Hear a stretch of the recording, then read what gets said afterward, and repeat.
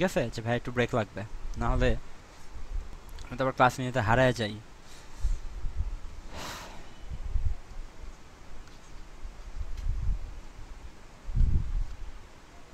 এই কি রে,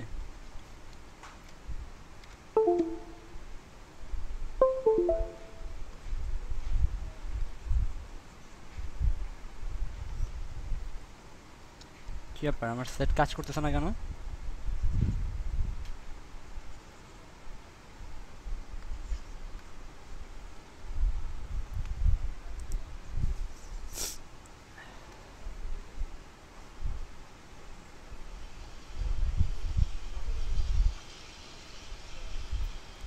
উফ, আবার ল্যাগ, এত বিরক্ত লাগে পাওয়ার পয়েন্টের ঝামেলাগুলা। এই হাসি, পাওয়ার পয়েন্টের অফিসিয়াল এডিশনের দাম কত রে? ভাই মনে নাই। কিনতে হবে, এগুলা ক্র্যাক করা ভার্সন চালাইতে খুব কষ্ট।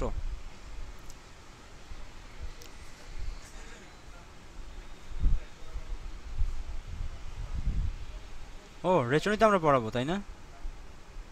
ঠিক আছে, ওকে। মানব শরীরতত্ত্ব, বর্জ্য এবং নিষ্কাশন। দেখো, রেচনতন্ত্র, আগে বুঝতে হবে তন্ত্র শব্দটা কি। আমরা বহুদিন আগে থেকে তন্ত্র শব্দটার মিনিং তোমাদেরকে বলে আসতেছি। ভাইয়া রে তন্ত্রের ইংলিশ কি? রেনাল সিস্টেম, ঠিক আছে। ও ও এটা খুব ঝামেলা করতেছে, একটু ওয়েট করো তো কাইন্ডলি।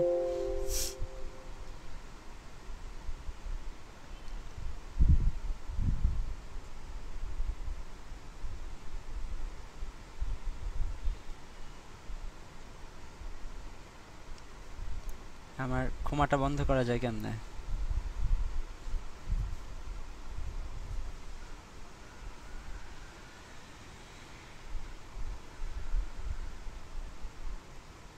যাক, 22 জন চলে আসছে। আজকে আমার ক্ষমা বন্ধ করার অপশনটা আমি হারাই ফেলছি। বন্ধ হয়েছে, ঠিক আছে, এবার বোধহয় হবে, ঠিক আছে।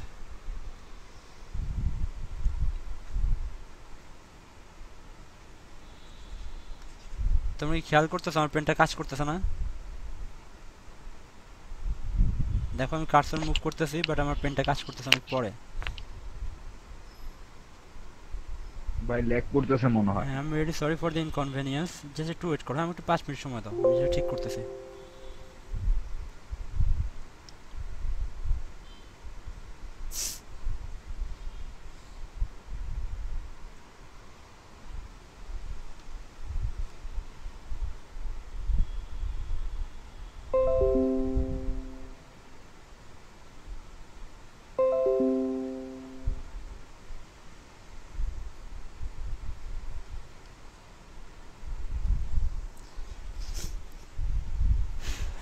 রিস্টার্ট দিলাম, আশা করি এবার সমস্যাটা হবে না। ও,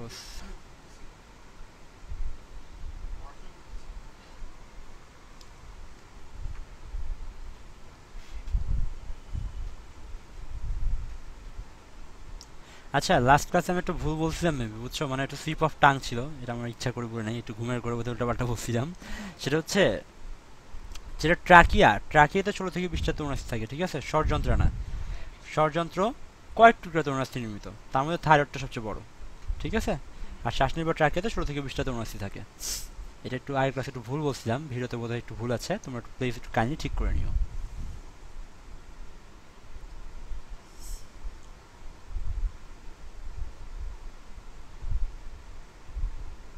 ওকে, সবাই আছো না এখন? এবার ঠিক আছে, ভাই সুন্দর, ঠিক আছে। সো রেচনতন্ত্র বা ইংরেজিতে আমরা এটাকে বলি রেনাল সিস্টেম। যারা বাংলা ভার্সনের স্টুডেন্ট আছেন তাদেরকে কিন্তু আমি একটা খুব সুন্দর জিনিস বলে দিয়েছিলাম, যেটা জানলে এই বায়োলজি পড়াটা অনেক সহজ হয়ে আসে। যেমন আমরা বলছিলাম যে হার্ট, হার্ট মানে কি রে? হৃৎপিণ্ড, তাই না? হৃৎপিণ্ড। এই হার্টের একটা অল্টারনেটিভ ইংলিশ আছে, সেটা জানি কি ছিল? কার্ডিয়াক। কার্ডিয়াক। কার্ডিয়াক। কার্ডিয়াক। তারপর কার্ডিয়া ভাই। স্টোমাক মানে কি ছিল? পাকস্থলী। পাকস্থলীর অল্টারনেটিভ নাম কি ছিল? গ্যাস্ট্রিক। আমরা গ্যাস্ট্রিক। বলছিলাম ক্লাসে না, গ্যাস্ট্রিক। গ্যাস্ট্রিক। তারপরে আমাদের যে লিভার ছিল, লিভারের অল্টারনেটিভ নাম কি ছিল? হেপাটিক। হেপাটিক। তারপর আমাদের কিডনি, কিডনি অর্ডারের নাম আমরা কি বললাম? রেনাল। রেনাল। রেনাল। ঠিক আছে, আচ্ছা তাহলে আর কি কোনো কিছু কি বাদ পড়লো? হ্যাঁ, লাং বাদ পড়ছে। লাংয়ের আরেকটা নাম কি? পালমোনারি। ঠিক আছে, পালমোনারি। চোখ বা আই, আয়ের আরেকটা নাম হচ্ছে অপটিক বা অপথ্যালমিক। ঠিক আছে, তারপরে আমাদের কান বা ইয়ার, ইয়ারের আরেকটা নাম কি? অটো। ঠিক আছে, আগের ক্লাসে কি আমরা অডিটিস মিডিয়া পড়াইছিলাম? জি ভাইয়া। তাহলে তো বলছিলাম যে অটো মেডিকেলের যে শাখায় কান নিয়ে আলোচনা করে সেটা কি বলা হয়? অটোলজি বলা হয়, তাই না? সো অটো শব্দের অর্থ হচ্ছে কান। আর কানে যদি প্রদাহ হয় অটোর সাথে আইটিস লাগিয়ে দাও, তাহলে কি হবে? ওটিটিস। ওটাইটিস। মিডিয়া মানে মধ্য, তাই ওটিস মিডিয়া মানে কি? মধ্যকর্ণের প্রদাহ। তো যাই হোক, ওই ক্লাসটা আমরা আলোচনা করব না। আমরা চলো রেচনতন্ত্র বা রেনাল সিস্টেম নিয়ে একটা আলোচনা করি। আচ্ছা, রেনাল সিস্টেম বা তন্ত্র খুবই স্বাভাবিক। আমরা কি বলছিলাম প্রথম ক্লাসে? যে কোষীয় যে মাত্রাগুলো আছে সেই মাত্রাগুলোর জন্য কতগুলা লেভেল আমরা ঠিক করছিলাম। কীরকম লেভেল? যে কিছু কিছু প্রাণী আছে যাদের শরীরে শুধুমাত্র কোষ আছে, তার হচ্ছে কোষ মাত্রা। তারপর আর একটু ডেভেলপ করে কোষ অঙ্গ, কোষ টিস্যু, তারপর হচ্ছে অঙ্গ, তারপর সেই টিস্যুগুলো থেকে অঙ্গ তৈরি হয় এবং সেই অঙ্গগুলো থেকে একসময় তন্ত্র তৈরি হয়। তার মানে যখন আমরা রেচন তন্ত্র কথাটা বললাম, তার মানে এই তন্ত্রের মধ্যে কি আছে? অনেকগুলা অঙ্গ আছে। অঙ্গ। অঙ্গ এই আছে। অঙ্গগুলো কি কি? দুইটা বৃক্ক, তারপর এখান থেকে বের হয় ইউরেটার, তারপর এখানে আছে মূত্রথলি, তারপর কি আছে? মূত্র নালী। ঠিক আছে, এই চারটা অঙ্গ মিলে হচ্ছে আমাদের রেচনতন্ত্র তৈরি হয়। আর রেচনতন্ত্রের মাধ্যমেই আমাদের ৮০ ভাগ রেচন পদার্থ। আর রেচন পদার্থের মধ্যে মেইনলি কোনগুলা? নাইট্রোজেন ঘটিত যে বর্জ্য পদার্থগুলো আছে। কি ধরনের বর্জ্য পদার্থ? নাইট্রোজেন ঘটিত। নাইট্রোজেন ঘটিত বর্জ্য পদার্থ মনে রাখার জন্য আমি তোমাদেরকে একটা নেমোনিক্স দিছিলাম, মনে আছে? সেটা কি?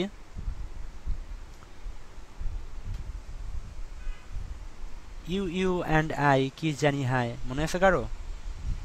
জি ভাইয়া। তাই না? সো ওটা জানলে আমরা নাইট্রোজেন ঘটিত যে পদার্থগুলো আছে আশা করি আমরা সবাই জানি। তো রেচনতন্ত্রের মাধ্যমে আমাদের ৮০ ভাগ রেচন পদার্থ দেহের বাইরে বের হয়। আর বাকি যে ২০ ভাগ সহকারী রেচন অঙ্গের মাধ্যমে নিষ্কাশিত হয়। সহকারী রেচন অঙ্গগুলো কি কি? এই যে এইগুলা: ত্বক, ফুসফুস, যকৃত, পরিপাক নালী। ত্বক দিয়ে কীভাবে হয়? ঘামের মাধ্যমে। ফুসফুস দিয়ে কীভাবে হয়? ওই যে আমরা নিঃশ্বাস ছাড়ি, নিঃশ্বাসের মাধ্যমে কার্বন ডাইঅক্সাইড রিলেটেড যে বর্জ্যগুলো আছে সেই বর্জ্যগুলো বের হয়ে যায়।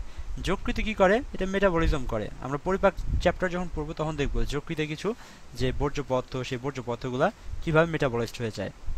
তাছাড়াও পরিপাক নালীর মাধ্যমে কি কিছু বর্জ্য পদার্থ আমাদের মলের মাধ্যমে কি বের হয়ে যায়, তাই না? সো এগুলো কি? এগুলো হচ্ছে সহকারী রেচন অঙ্গ বা অ্যাসোসিয়েটেড রেনাল অর্গানস। ঠিক আছে, বোঝা গেছে?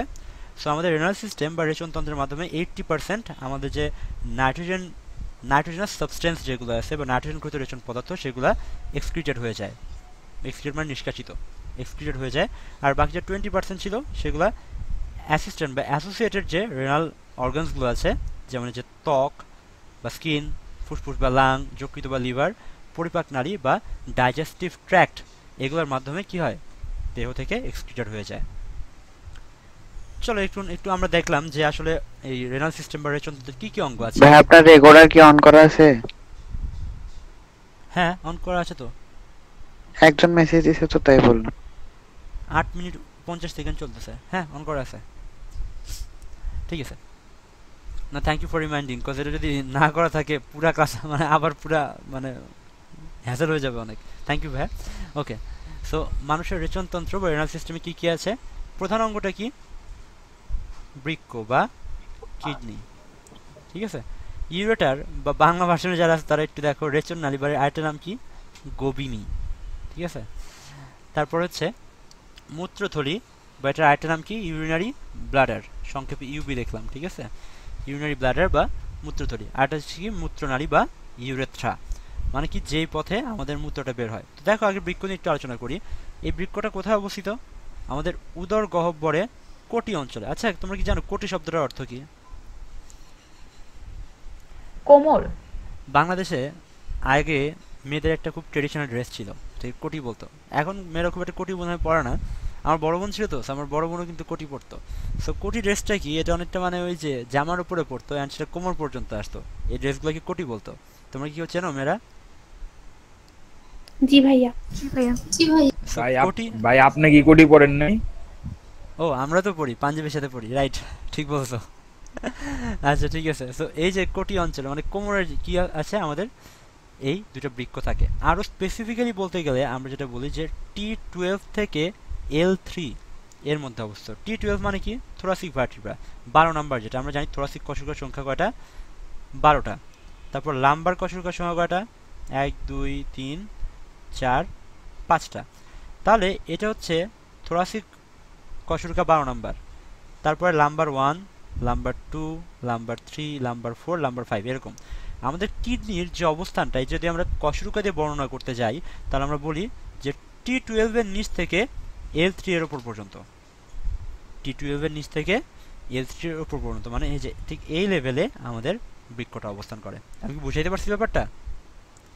হ্যাঁ ভাইয়া। T12 মানে কি, থোরাসিক 12, মানে বক্ষদেশীয় কশরুকা 12 নাম্বার। আর L3 মানে হচ্ছে, L মানে হচ্ছে লাম্বার বা কোটি দেশীয় যে কশরুকা আছে সেই 3 নাম্বার পর্যন্ত। ওকে, তাহলে অবস্থানটা আমরা জানলাম। দেখতে এই ছবি থেকেও আমরা বুঝতে পারছি যে মেরুদণ্ডের দুই পাশে অবস্থিত। আর যকৃতের অবস্থানের কারণে বাম বৃক্কটি এখানে কাহিনী আছে। আমাদের ডান পাশে কি থাকে, যকৃত থাকে না? ভাইয়া, হ্যাঁ বলো। তুমি কি স্ক্রিন শেয়ার দিয়ে রাখছো? হ্যাঁ, মানে কিছু দেখতে পারতেছি না। এই সবাই কি দেখতে পাচ্ছ? হ্যাঁ ভাইয়া। জি ভাইয়া। স্লাইড দেখতে পাচ্ছ সবাই আমি যেগুলো আঁকাইতেছি? হ্যাঁ হ্যাঁ। জি ভাইয়া। আচ্ছা তাহলে তুমি বোধহয় নেটওয়ার্কে তোমার সমস্যা হতে পারে একটু, তুমি একটু কাইন্ডলি চেক করো অথবা পিন করে দাও স্ক্রিনটা, ঠিক আছে? এই স্ক্রিনে আমি পিন করছি না, সবাই দেখতে পাচ্ছ না আমার স্ক্রিন? কেউ কথা বলার সময় কি ইন্টারাপ্ট হচ্ছে এখানে? ভাইয়া আসছে। না স্যার। আচ্ছা ঠিক আছে। ওকে, সো এখন দেখো আমাদের ডান পাশে কি বিশাল একটা যকৃত আছে, তাই না? তো এই যকৃতের জন্য স্বাভাবিকভাবে কি হবে, ডান পাশে যে বৃক্কটা আছে বৃক্কটার নিচে নেমে যাবে না?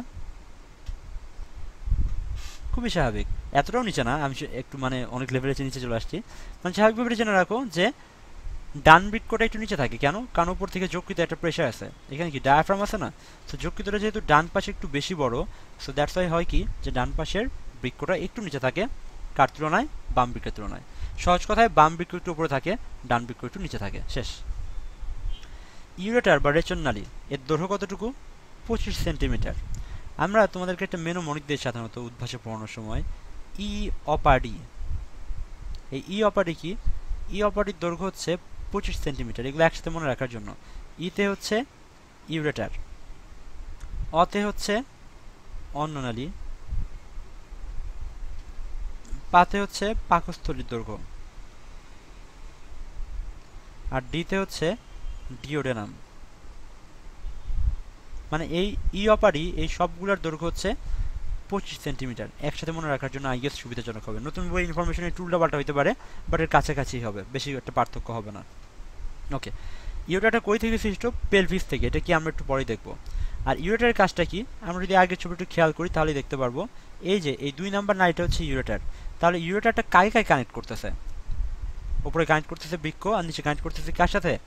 মূত্রথলি। মানে বৃক্কে যে মূত্রটা উৎপন্ন হবে সেই মূত্রটা ইউরেটার কি করবে, সুন্দর করে মূত্রথলিতে পৌঁছে নিয়ে যাবে।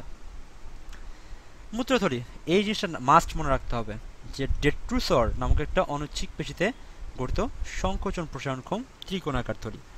দেখতে ত্রিকোণাকার, আর এর বডি ওয়ালে কি থাকে, একটা ডেট্রিসর নামে অনৈচ্ছিক পেশি থাকে, ঠিক আছে? এই অনৈচ্ছিক পেশিটা বেসিক্যালি কি বিভিন্ন ধরনের মানে বিভিন্ন অ্যামাউন্টের মূত্র বা ইউরিনের উপর ডিপেন্ড করে সে মানে বিভিন্ন রকম স্টিমুলেশন দেয়। যেমন ধরো এর ক্যাপাসিটি কতটুকু, 700 থেকে 750 মিলিলিটার, এতগুলো মূত্র সে ধারণ করতে পারে। কিন্তু ওই যে বললাম যেহেতু অনৈচ্ছিক, মানে কি আমাদের ইচ্ছাধীন নয়, ইনভলান্টারি মাসল এগুলা। সো ইনভলান্টারি মাসল যেহেতু, সো হয় কি 280 থেকে 320 মিলিলিটার ইউরিন জমা হলেই কি হয়, মনে হয় যে যাই একটু বাথরুমে যেয়ে মূত্র ত্যাগ করে আসি। আমরা যে প্রেশারটা সেই প্রেশারটা ফিল করি, ঠিক আছে? তাহলে দেখো ক্যাপাসিটি কত, 700 থেকে 750, বাট মূত্র ত্যাগের ইচ্ছা যায় কখন, মোটামুটি এর অর্ধেক ফিল আপ হইলেই 280 থেকে 320 মিলিলিটার। মূত্রনালী বা ইউরেথ্রা, দেখো পুরুষে এটার দৈর্ঘ্য কিন্তু একটু বড়, ঠিক আছে? কারণ কি, কারণ পুরুষ দেহে যে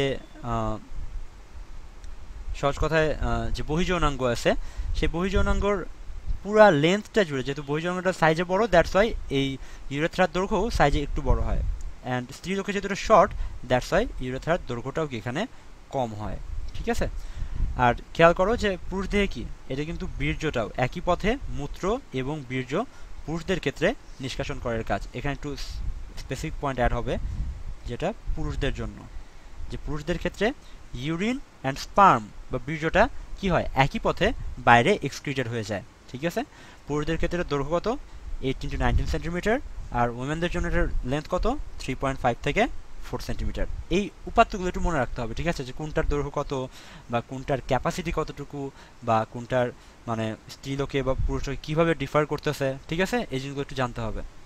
আচ্ছা, বৃক্কের ব্যাপারে আরেকটা ইনফরমেশন জানো যে বৃক্কের দৈর্ঘ্য প্রস্থ উচ্চতা এটা কিন্তু খুব সহজে মনে রাখা যায়। কীরকম, ধরো এটার দৈর্ঘ্যটা কত, দৈর্ঘ্যটা হচ্ছে 12 সেন্টিমিটার। আমি যদি এটাকে 2 দিয়ে ভাগ দেই তাহলে আমি প্রস্থ পাবো। 12কে 2 দিয়ে ভাগ করলে কত হয় 6 সেন্টিমিটার। আবার আমি যদি এটাকে আবার 2 দিয়ে ভাগ দেই তাহলে স্থূলতা পাবো। 6কে 2 দিয়ে ভাগ দিলে কত হয় 3 সেন্টিমিটার। ঠিক আছে, সো এর লেন্থ হচ্ছে 12 সেন্টিমিটার, ওয়াইড হচ্ছে 6 সেন্টিমিটার, আর থিকনেস বা পুরুত্বটা হচ্ছে 3 সেন্টিমিটার। মনে রাখতে পারবেন এভাবে? জি ভাই। ঠিক আছে, এবার আসো বৃক্কের বাহ্যিক এবং অন্তর্গঠন। কিছু কিছু ব্যাপার একটু ক্লিয়ার করে দিই তোমাদের কাছে। ঠিক আছে, এই যে বৃক্কটা এটা কি মাঝ বরাবর কি 2 ভাগে ভাগ করা হয়েছে, তাই না? এই ছেদটাকে কি বলা হয় লম্বচ্ছেদ। কি বলা হয়? তোমরা কি লম্বচ্ছেদ আর প্রস্থচ্ছেদের পার্থক্যটা বোঝো? না ভাই। লংজিটিউডাল সেকশন বা যেমন এই পাশে একটা কি ফুসফুস আছে, তাই না? আমি যদি কি বলে এই বরাবর মানে উপর থেকে কেটে দিই সেটা কি হবে লম্বচ্ছেদ, মানে নিচের দিকে যদি কাটি সেটা হবে লম্বচ্ছেদ, আর যদি এই বরাবর কাটি সেটা কি হবে প্রস্থচ্ছেদ। ঠিক আছে, এই ছবিটা দেখো না তো, এটা 3D পিকচার, দেখলেই তো বোঝা যাচ্ছে যে কি সুন্দর করে সাইড দিয়ে কাটা হয়ে গেছে না, উপর থেকে নিচের দিকে লম্বালম্বি কাটছে। এটা বোঝা যাচ্ছে না? বোঝা যাচ্ছে তো। সো এটাকে একটা লম্বচ্ছেদের ছবি দেওয়া আছে।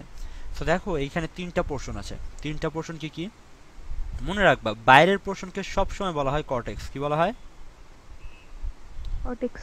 এই যে আমি দাগটা দিয়ে ভাগ করে দিচ্ছি, বাইরের পোর্শনকে সবসময় বলা হয় কর্টেক্স। তোমরা যখন উদ্ভিদ বিজ্ঞান পড়ছো দেখবা উদ্ভিদ বিজ্ঞানে একটা টপিক আছে এরকম যে ওই মূল বা কাণ্ডের প্রস্থচ্ছেদ, পড়ছো না এগুলা? দেখবা ওখানেও বাইরের কোষগুলোকে বলা আছে কর্টেক্স। অলসো এখান থেকে আরেকটা ইনফরমেশন জেনে নাও, এটা যদি এই চ্যাপ্টার নাই বাট তারপরে বলতেছি। এই বৃক্কের উপরে একটা গ্রন্থি থাকে। বৃক্কের কোথায়? ওপরে। বৃক্কের একটা নাম হচ্ছে কিডনি এবং আরেকটা নাম হচ্ছে রেনাল। তাহলে সুপিরিয়র শব্দের অর্থ কি? আমি রক্ত পড়ানোর সময় বলছিলাম সুপিরিয়র মানে কি? উপরের দিকে। ভাই যে উপরে। সুপিরিয়র থেকে যে শব্দটা সেটা হচ্ছে সুপ্রা। সুপিরিয়রকে সংক্ষেপ করলে আসে হচ্ছে সুপ্রা। রেনাল মানে হচ্ছে কিডনি। সুপ্রারেনাল মানে কি? কিডনির উপরে। ঠিক আছে, সুপ্রারেনাল বা এর আরেকটা নাম হচ্ছে অ্যাড্রেনাল। এটা কই থাকে? এই যে কিডনির ওপরে টুপির মতো একটা গ্রন্থি। ঠিক আছে, তো সুপ্রারেনাল যে গ্রন্থি বা অ্যাড্রেনাল গ্রন্থি, এই গ্রন্থিতেও এরকম দুটো অংশ থাকে। বাইরের অংশটাকে তাহলে কি বলা হবে? একটু আগে বললাম Cortex. বাইরের অংশকে সবসময় বলা হয় কর্টেক্স, আর Cortex. ভেতরের অংশকে বলা হয় মেডুলা। ঠিক আছে, medulla. So cortex and medulla. তাহলে এই যে কর্টেক্স একটু এখান থেকে একটু মনে রাখেন, আমি একটু পরে জিজ্ঞাসা করব যে এই যে অ্যাড্রেনাল গ্রন্থি এর যে কর্টেক্সটা আছে, এই কর্টেক্স থেকে অ্যালডোস্টেরন নামক একটা হরমোন ক্ষরিত হয়। ঠিক আছে, কর্টেক্স যেটা সেখান থেকে অ্যালডোস্টেরন নামক একটা হরমোন ক্ষরিত হয়। কোন গ্রন্থির? সুপ্রারেনাল বা অ্যাড্রেনাল গ্রন্থি থেকে। আশা করি মনে রাখবেন সবাই এটা।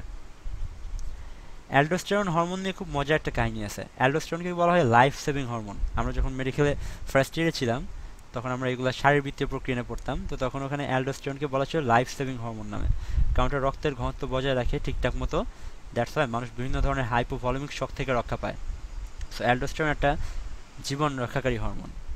একবার রিডিং রুমে পড়তে গেছি, তো পড়তে যাওয়ার পরে দেখি আমার ফ্রেন্ডের ফোনে কল আসছে, তো লেখা অ্যালডোস্টেরন কলিং। বললাম কী ব্যাপার, তোরে হরমোন কল দিছে, এটা আবার কি জিনিস? তো না রে বন্ধু, এটা তোর ভাবি, তোর ভাবি তো আমার লাইফ সেভিং হরমোন, মানে এই জন্য ওর নাম অ্যালডোস্টেরন লিখে সেভ করে রাখছি। কত যে ধরনের মানুষ পাওয়া যায় পৃথিবীতে, কত ধরনের ক্রিয়েটিভিটি সবাই মানে তৈরি এখনো করে। কি সেই আছে না চেঞ্জ হয়েছে? বিয়ে করছে ওরা, ব্যাচমেট ছিল। আচ্ছা। ওকে, সো এখানে একটু দেখা যাক বাইরে থাকে হচ্ছে কর্টেক্স, আর এই দাগের ভেতরে যেগুলো আমরা দেখতে পাচ্ছি সেগুলোকে বলা হচ্ছে কি মেডুলা, ঠিক আছে, বলা হচ্ছে মেডুলা। এখন খেয়াল করো মেডুলার মধ্যে ত্রিকোণাকার কিছু সুন্দর সুন্দর স্ট্রাকচার দেখা যাচ্ছে, তাই না? দেখো এই যে আমি স্লাইডে পয়েন্টারে টাচ করে করে যাচ্ছি, এটা একটা, এটা একটা, এটা একটা, এটা একটা, এটা একটা, এটা একটা, তাই না? এই জিনিসগুলোকে বলা হয় কি, দেখো স্ট্রাকচারটা কিরকম, উপরে সরু নিচের দিকে চওড়া, অনেকটা পিরামিডের মতো লাগতেছে না দেখতে? জি ভাইয়া। এখন এই পিরামিডটা আছে কোথায়? কিডনি বা রেনালে। সো দ্যাটস ওয়াই পিরামিডগুলোকে আমরা কি বলবো? Renal pyramid. এই রেনাল পিরামিড মোটামুটি থাকে কয়টা সংখ্যায়? 8 থেকে 18টা, ঠিক আছে? সো 8 থেকে 18 এরকম রেনাল পিরামিড থাকে। আমরা যদি আরও ভেতরে চিন্তা করি, আরেকটা রেখা টান দিয়ে যদি কিডনির ভেতরে আরেকটা ভাগ করি, তাহলে এই অংশটার নাম হবে হচ্ছে পেলভিস। কি হবে? পেলভিস। তাহলে বাইরে থেকে যদি দেখি কি কি আছে, বাইরে প্রথমে থাকবে হচ্ছে কর্টেক্স, মধ্যে থাকবে হচ্ছে মেডুলা, আর একদম ভেতরে কি থাকবে?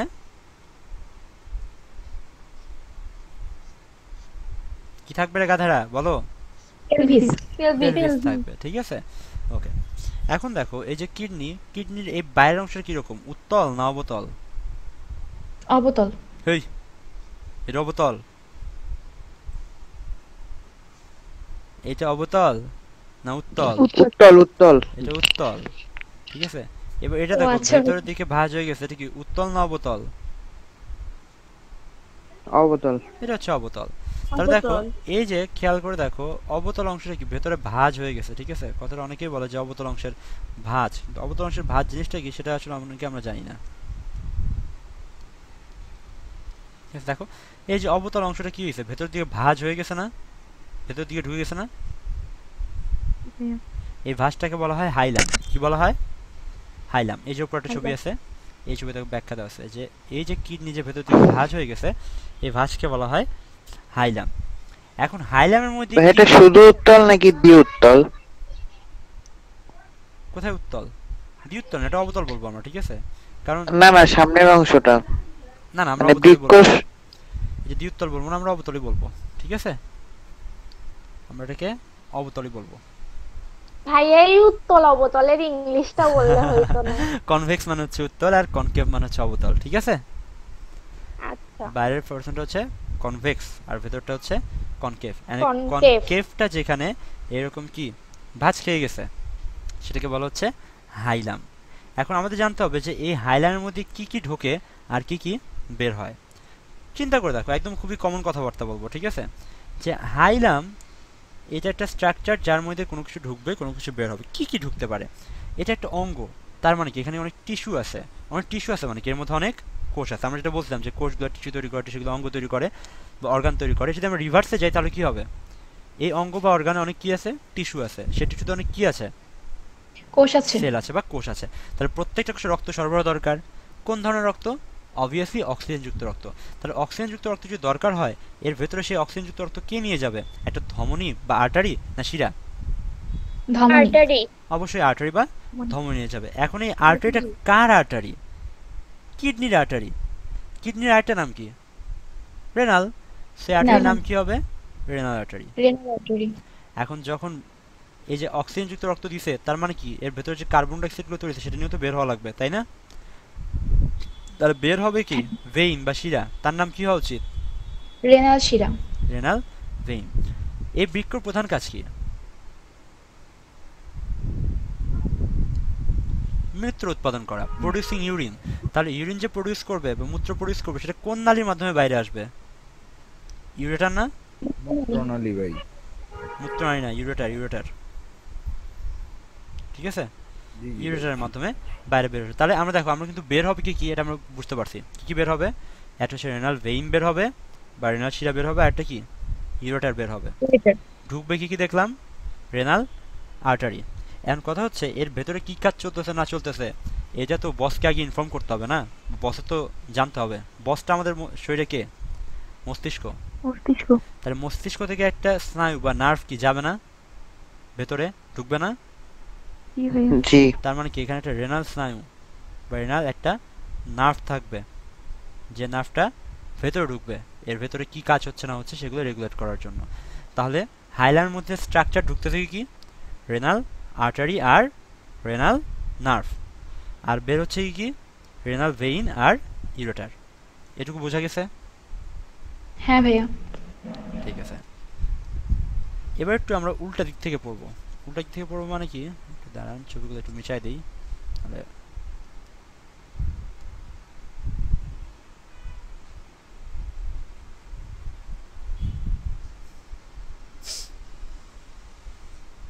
আচ্ছা, তো আমরা যেটা বলছিলাম একটু আগেই যে এইটা হচ্ছে কর্টেক্স, এই পিরামিড হচ্ছে মেডুলা, যেখানে 8 থেকে 18 মতো পিরামিড থাকে।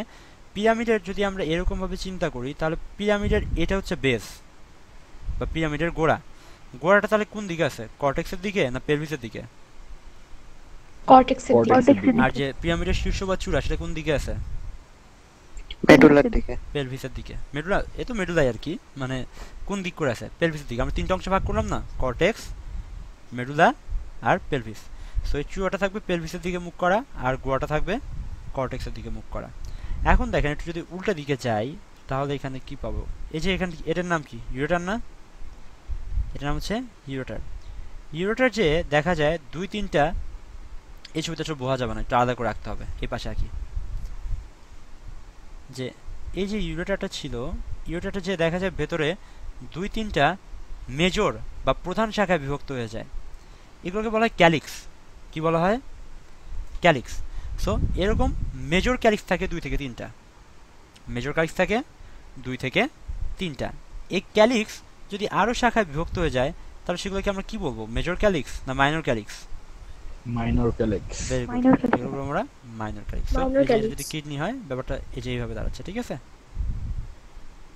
যে ইউরেটার ভেতরে সব ওই একটা জায়গায় শাখায় যায় হচ্ছে মিলিত হইতেছে ভাই। সবগুলা এই যে দেখো আলটিমেটলি কি এই শাখায় যে মিলিত হচ্ছে। আমরা একটু পর মূত্রের গতিপথ যখন দেখবো না তখন আমরা সব মিলাই দিব একসাথে, ঠিক আছে? এখন আপাতত একটু ধৈর্য ধরে দেখো যাতে পরবর্তীতে আমাদের কোরেক্ট করতে সুবিধা হয়। তাহলে এই যে মাইনর ক্যালিক্স, তারপর মেজর ক্যালিক্স, তারপর কই আসবে ইউরেটারে। মানে যদি আমরা একটা মূত্রের গতিপথ চিন্তা করি তাহলে মূত্রটা ফার্স্টে এখানে কই আসতেছে, মাইনর ক্যালিক্স। মাইনর ক্যালিক্স দিয়ে কই আসবে, মেজর ক্যালিক্স। মেজর ক্যালিক্স দিয়ে কই আসবে, ইউরেটারে। এটুকু ইউরেটার। ব্যাপার কি বোঝানো গেছে? হ্যাঁ ভাইয়া। আচ্ছা, জি এই ভাইয়া। যে বৃক্কের গায়ে একটা আবরণ দেখা যাচ্ছে, এই আবরণকে কি বলা হচ্ছে বা কাভারিং দেখা ক্যাপসুল। যাচ্ছে, কাভারিংকে বলা হচ্ছে ক্যাপসুল। আমরা জানি আমাদের বেশিরভাগ যে অর্গানসগুলো আছে সেই অর্গানসগুলোতে বিভিন্ন ধরনের কাভারিং আছে। যেমন যদি বলি ব্রেইন বা মস্তিষ্কের কাভারিং এর নাম কি, অ্যান্সার কি হবে? মেনিনজেস। মেনিনজাস। হার্টের কাভারিং এর নাম কি? ক্যাপসুল। পেরিকার্ডিয়াম। কেউ নেশা করে ঢুকছো নাকি ক্লাসে? হ্যাঁ, কি বলতেছো উল্টাপাল্টা? মস্তিষ্ক, পেরিকার্ডিয়াম। মস্তিষ্কের আবরণী হচ্ছে মেনিনজাস, নট ক্যাপসুল, ঠিক আছে? এবার হার্ট বা মানে কার্ডিয়াক, এই কার্ডিয়াকের আবরণী বা কাভারিং এর নাম কি? পেরিকার্ডিয়াম। পেরিকার্ডিয়াম। ফুসফুসের আবরণীর নাম কি? প্লুরা। প্লুরা। এই যে এখানে আমরা পড়লাম বৃক্ক, বৃক্কের আবরণীর নাম কি? ক্যাপসুল। ক্যাপসুল। যকৃত বা হেপাটিক বা লিভার, এর আবরণীর নাম কি কেউ বলতে পারবা? Glisson's capsule. এই কে বললো এটা উত্তর? নাম কি তোমার? মালিহা ইসলাম। ঠিক আছে, মালিক ইসলাম, তোমার নাম্বার আজকে 10 টাকা ফিক্সলি চলে যাবে। সো যকৃতের যে আবরণটা আছে সেটাকে বলা হয় গ্লিসন্স ক্যাপসুল, ঠিক আছে? আর বৃক্কের আবরণটা শুধু ক্যাপসুল, এটা একটু মাথায় রাখো। ট্রিক কোশ্চেন কিন্তু হওয়া খুব অসম্ভব কিছু না। ওকে, আর সংগ্রাহী নালিকা কি এটা একটু আমরা পরে দেখবো। আমরা যখন নেফ্রনের গঠনটা দেখবো তখন আমরা সংগ্রাহী নালিকা সম্পর্কে বিস্তারিত বলবো।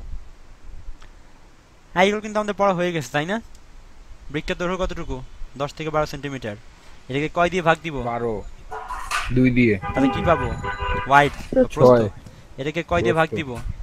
2 দিয়ে। 2 দিয়ে। তাহলে কি থিকনেসটা পাবো, তাই না? আর মুখস্থ করা লাগবে না আশা করি। বাইরের দিকটা উত্তল আর ভেতরের দিকটা কিরকম?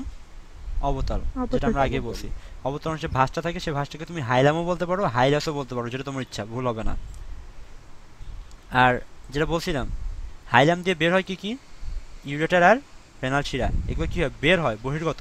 আর ঢুকে কি কি? রেনাল ধমনী ও রেনাল স্নায়ু। এর আবরণীটার নাম কি? ক্যাপসুল। আশা করি সবার কাছে পরিষ্কার হয়েছে। বৃক্কের অন্তর্গঠন সুন্দর জিনিস, সবই তো পড়া ফেলছি রে। কর্টেক্সটা কি? সবচেয়ে বাইরের অংশ বলছিলাম না আমরা। আর মিডুলা কি? ভেতরের অংশ। একটা জিনিস বাকি আছে, দাঁড়াও একটু পড়াবো। রেনাল কর্পাসল প্রক্সিমাল প্যাচনালিকা এবং ডিস্টাল প্যাচনালিকা অবস্থান করে। এই জিনিসটা ভালো করে খেয়াল করো। একটু পর যখন নেফ্রন আঁকাবো না, সো নেফ্রন আঁকানোর সময় আমি একটা লাইন দিয়ে ডিভাইড করে দিব। বাট এই জিনিসটা জেনে রাখো যে কর্পাসল, প্রক্সিমাল প্যাচনালিকা, ডিস্টাল প্যাচনালিকা, তার মানে কি একটাই বাদ পড়ছে, সেটা কি? Loop of Henle. হেনলি। ঠিক আছে, সো লুপ অফ হেনলিটা কই পাওয়া যাবে? মেডুলায় পাওয়া যাবে। ঠিক আছে, দেখো বাকি বাকি সবই কিন্তু কর্টেক্সে পাওয়া গেছে। ওকে, আর মেডুলা কি? 8 থেকে 18টা রেনাল পিরামিড থাকে, এটা আমরা পড়ছি। পিরামিডের গোড়া থাকে কোন দিকে? কর্টেক্সের দিকে। আর চূড়া থাকে পেলভিসের দিকে। আর রেনাল কলামটা কি? খেয়াল করো এই ছবিটা, মেডুলা মানে কি? কর্টেক্স আছে, সরি, মেডুলা মানে কি? পিরামিড আছে, তাই না? মেডুলাতে কি থাকে? পিরামিড। খেয়াল করো তো, এই যে পিরামিডের ফাঁকে ফাঁকে কর্টেক্সের অংশ ঢুকে গেছে না?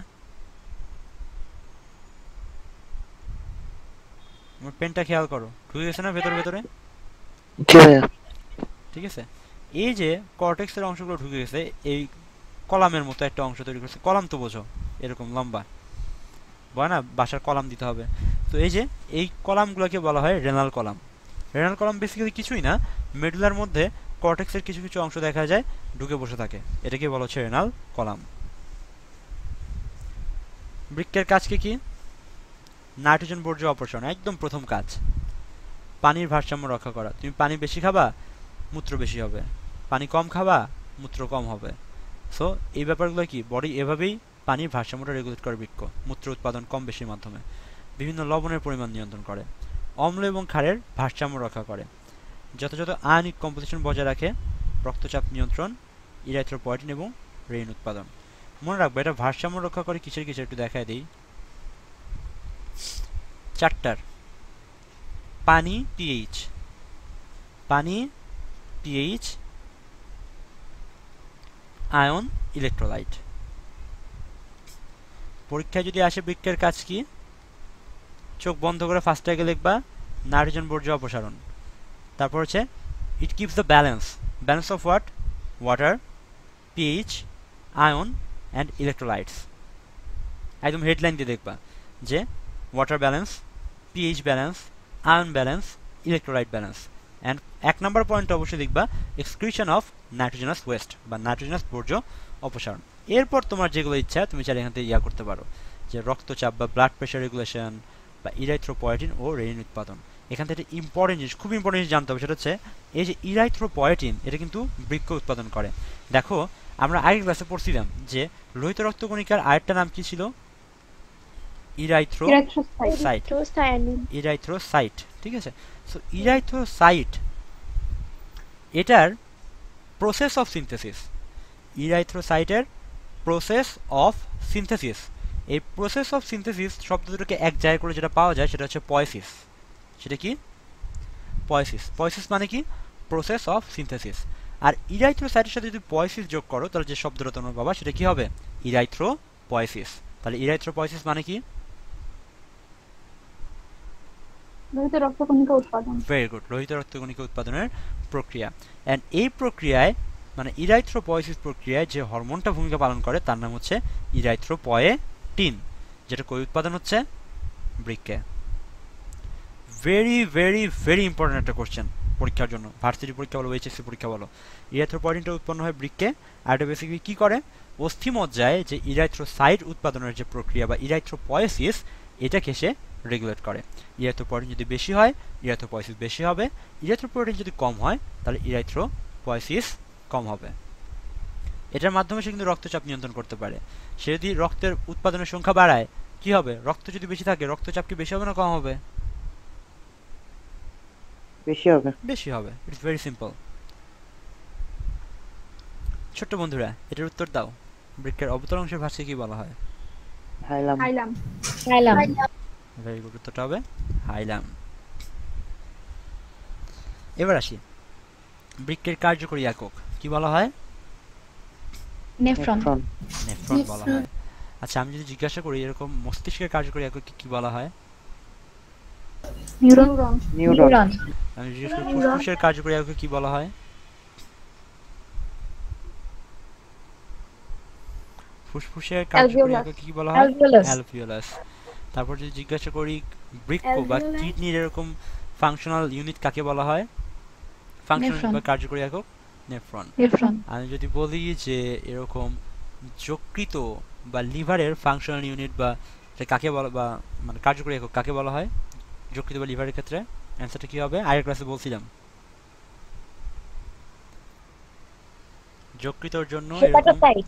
ভেরি গুড, উত্তরটা হবে হেপাটোসাইট। হেপাটোসাইট। আচ্ছা, সো প্রত্যেক বৃক্কে দেখো কতটুকু নেফ্রন থাকে? 10 থেকে 12 লক্ষ, 10 থেকে 12 লক্ষ। আর প্রত্যেকটা হচ্ছে 3 থেকে 5 সেন্টিমিটার লম্বা। আর এই যে 10 থেকে 12 লক্ষ সবগুলা মিলে 36 কিলোমিটার বা 22.5 মাইলের বেশি লম্বা হয়, অবশ্যই জানবা। আর মানুষের নেফ্রন দুই প্রকার, এটা হচ্ছে সুপারফিশিয়াল কর্টিক্যাল নেফ্রন 90%, বেশিরভাগ এরাই, আর জাক্সটামেডুলারি নেফ্রন 10%। এটাই সুপারফিশিয়াল কর্টিক্যাল কেন বলা হচ্ছে? নামের মধ্যে উত্তর আছে। কর্টিক্যাল মানে এরা কই থাকবে? কর্টেক্স। কর্টেক্স কোন জায়গায় ছিল মনে আছে তো? বাইরে। বাইরের অংশে। বৃক্কের বাইরে অংশে। আর জাক্সটামেডুলারি নেফ্রন এরও নামের মধ্যে উত্তর আছে, মেডুলারি না, মানে এটা কোথায় থাকবে? মেডুলাতে। তবে বাস্তব অর্থে এটা কর্টেক্স আর মেডুলার যে জাংশনটা আছে না, কর্টেক্স আর মেডুলার যে জাংশন, সেই জাংশনের দিকে এটাকে বেশি পাওয়া যায়। ঠিক আছে, মেডুলা বলতেই যে একদম মেডুলা, ব্যাপারটা এরকম না। জাক্সটামেডুলারিগুলো থাকবে কর্টেক্স আর মেডুলার জাংশনে, আর সুপারফিশিয়াল কর্টিক্যালটা থাকবে কোথায়? জাস্ট কর্টেক্সে পাওয়া যাবে। সুপারফিশিয়াল কর্টিক্যাল নেফ্রনের পার্সেন্টেজই দেখো কত, 90%, আর জাক্সটামেডুলারি নেফ্রন অনেক কম, 10%।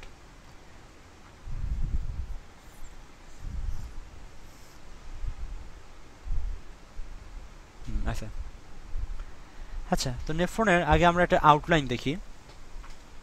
রেনাল কর্পাসল, তার মধ্যে গ্লোমেরুলাস এবং বোমাস ক্যাপসুল পাওয়া যায়। রেনাল টিউবিউল, আচ্ছা টিউবিউল শব্দটার অর্থ কি রে, কেউ বলতে পারবে আমাকে? টিউবের থেকে ছোট। ভেরি গুড, আমরা একদম প্রথম ক্লাস থেকেই পড়ে আসছি। স্পাইকের থেকে ছোট হয় স্পিকিউল, স্পিকিউল। ট্র্যাকিয়ার থেকে ছোট হয় ট্র্যাকিউল, ট্রাকিউল। ব্রোঙ্কাইট থেকে ছোট হয় ব্রঙ্কিউল। আর্টারি, থেকে ছোট হইলে আর্টেরিওল। ভেইন, থেকে ছোট হইলে ভেনিউল, তাই না? ভেইন থেকে ছোট হলে ভেনিউল, লোব থেকে ছোট হইলে লোবিউল। লোবিউল। টিউব থেকে ছোট হলে। টিউবিউল। আপনারা কি বুঝতে পারছেন যে ব্যাপারগুলো কিভাবে আসলে হয়? সো রেনাল টিউবিউল মানে কি? মানে এগুলো খুবই সূক্ষ্ম নালিকা, দ্যাটস ওয়াই এটাকে রেনাল টিউবিউল বলা হচ্ছে। টিউব মানে হচ্ছে নালী, আর টিউবিউল মানে হচ্ছে নালিকা। ঠিক আছে, নালিকা কিন্তু নালীর চেয়ে ছোট। এবার দেখেন নালিকার মধ্যে কি কি আছে? প্রক্সিমাল, প্রক্সিমাল মানে হচ্ছে নিকটবর্তী বা যেটা কাছে থাকে। হেনলি লুপ, লুপ মানে কি? ইউ আকৃতি একটা ফাঁস, এটাকে বলা হয় লুপ। আর ডিস্টাল পেঁচানো নালিকা কি? ডিস্টাল কনভার্টেড টিউবিউল মানে যেটা দূরে থাকে এবং পেঁচানো থাকে। এটাও কাছে, এটাও পেঁচানো, তবে এটা কি কাছে থাকে, কার কাছে একটু পরে বলতেছি। আর লাস্ট অফ অল যেটা শেষ হয় সেটা হচ্ছে সংগ্রাহী নালিকাতে। লুপ অফ এনিতে তিনটা অংশ আছে, পাতলা নিম্নগামী বাহু, পাতলা ঊর্ধ্বগামী বাহু, আর স্থূল ঊর্ধ্বগামী বাহু। এখানে আরেকটা অ্যাড হবে, সেটা হচ্ছে স্থূল নিম্নগামী বাহু, স্থূল নিম্নগামী বাহু।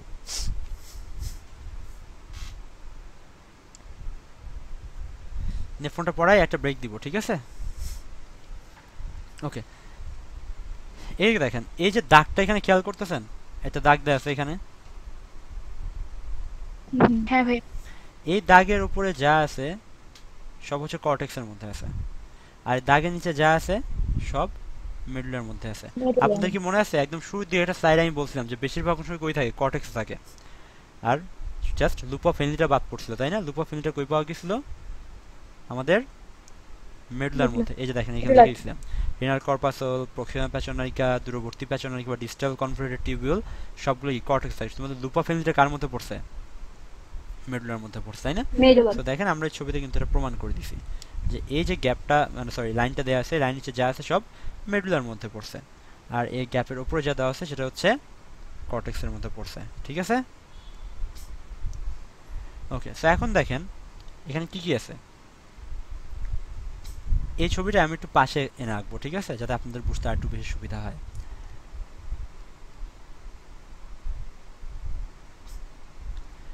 দেখেন কিছু কিছু ধমনিকা, সো আর্টারির ছোট ভাই কি হবে? আর্টারিওল, তাই না? ধমনিকা এই বোম্যান্স ক্যাপসুলে আসে, বোম্যান্স ক্যাপসুলে আসে। সো যেগুলো আসে সেগুলো হচ্ছে অ্যাফারেন্ট আর্টেরিওল বা অ্যাফারেন্ট ধমনিকা। সো যেগুলো আসে সেগুলো কি অ্যাফারেন্ট, এগুলো এসে করে কি এখানে কোষিজারিকা শাখা প্রশাখা বিস্তৃত হয়ে যায়। ধমনিকা যেহেতু মানে কি ধমনির সবচেয়ে ছোট শাখা, সো এটা যদি আরো শাখা প্রশাখা বিভক্ত সেটা কি ধমনিকা থাকবে বা আর্টেরিওল থাকবে, সেটা তখন ক্যাপিলারিজ হয়ে যাবে বা কোষিজারিকা হয়ে যাবে। সো অ্যাফারেন্ট আর্টেরিওল এখানে এসে কতগুলো কোষিজারিকা বা ক্যাপিলারিজ বিভক্ত হয়ে যায়। দেন আমরা কি জানি এখান থেকে আবার একটা ক্যাপিলারিজ শুরু হবে, যে ক্যাপিলারিজগুলা বের হয়ে যাবে এন্ড বের হয়ে আরেকটা ধমনিকা তৈরি করবে যার নাম কি এক্সিট হবে, ইফারেন্ট আর্টেরিওল। তাহলে যেটা আসে সেটা অ্যাফারেন্ট আর্টেরিওল, যেটা এক্সিট হয়ে যায় সেটা হচ্ছে ইফারেন্ট আর্টেরিওল। এটুকু কি বোঝা গেছে? আর ভেতরে কোষিজারিকা তৈরি হয়েছে না? আচ্ছা, তো এই কোষিজারিকা কই তৈরি হয়েছে? গ্লোমেরুলাসে। এই যে এই কাপের মতো অংশটার নাম হচ্ছে গ্লোমেরুলাস, ঠিক আছে? তাহলে গ্লোমেরুলাসে যেহেতু এই কোষিজারিকা তৈরি হয়েছে, তাই এই কোষিজারিকার নাম হচ্ছে গ্লোমেরুলার কোষিজারিকা বা গ্লোমেরুলার ক্যাপিলারিস। কি বললাম? এই কোষিজারিকার নাম কি? গ্লোমেরুলার কোষিজারিকা বা গ্লোমেরুলার ক্যাপিলারিস। বুঝা গেছে? তাহলে অ্যাফারেন্ট আর্টেরিওল আসে, ভেতর শাখা প্রশাখা দিয়ে ক্যাপিলারিস বা কোষিজারিকা বিভক্ত হয়ে যায়, দেন ক্যাপিলারিগুলো বা কোষিজারিকাগুলো আবার একত্রিত হয়ে ইফারেন্ট আর্টেরিওল হিসেবে বের হয়ে যায়। অ্যাফারেন্ট আসে, আতে আসে, ইতে এক্সিট, এক্সিট হয়ে যায় ইফারেন্ট।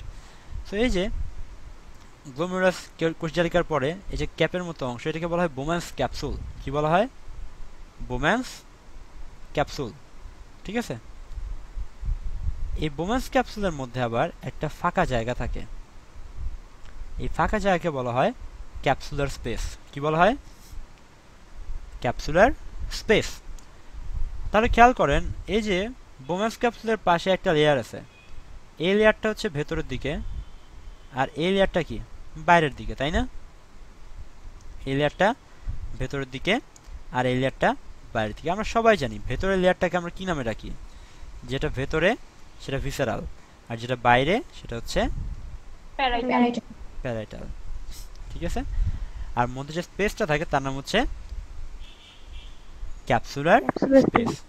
এখন দেখেন এই যে ভিসেরাল যে ইয়াটা আছে, এই ভিসেরালের মধ্যে বেশ সুন্দর কাটা কাটা কাটা কাটা কাটা কাটা কিছু স্ট্রাকচার থাকে।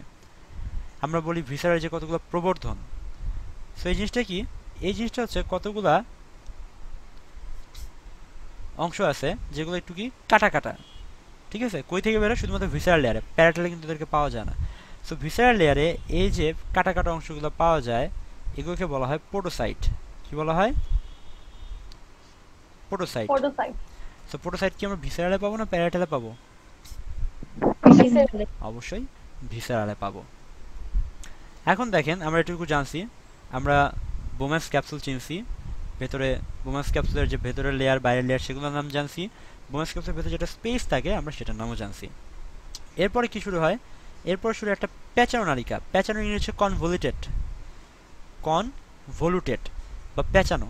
প্রক্সিমাল মানে হচ্ছে কাছে। এটাকে কেন প্রক্সিমাল কনভলিউটিভ বা নিকটবর্তী প্যাচানো নালিকা বলা হচ্ছে? এর কারণটা হচ্ছে এটা গ্লোমেরুলাস বা বোম্যান্স ক্যাপসুলের কাছাকাছি থাকে। যেটা বোম্যান্স ক্যাপসুলের কাছে থাকে বা নিকটে থাকে সেটা হবে নিকটবর্তী, আর যেটা বোম্যান্স ক্যাপসুল থেকে দূরে থাকে সেটা কি হবে? দূরবর্তী বা ডিস্টাল কনভলিউটেড টিউবিউল। সো এরপরে এই প্যাচানো অংশ যেখানে শেষ হয়, সেখানে শেষ হওয়ার পরে একটা অংশ একটু নিচের দিকে নেমে যায়, নিচের দিকে নেমে যাওয়ার পরে আরও শুরু হয়ে যায়, শুরু হয়ে ইউ আকৃতির একটা ফাঁস গঠন করে, এটা লুপ তৈরি করে। এই লুপটাকে বলা হচ্ছে লুপ অফ হেনলি। যেটা নিচের দিকে নামতেছে সেটা হচ্ছে ডিসেন্ডিং আর্ম বা নিম্নগামী বাহু।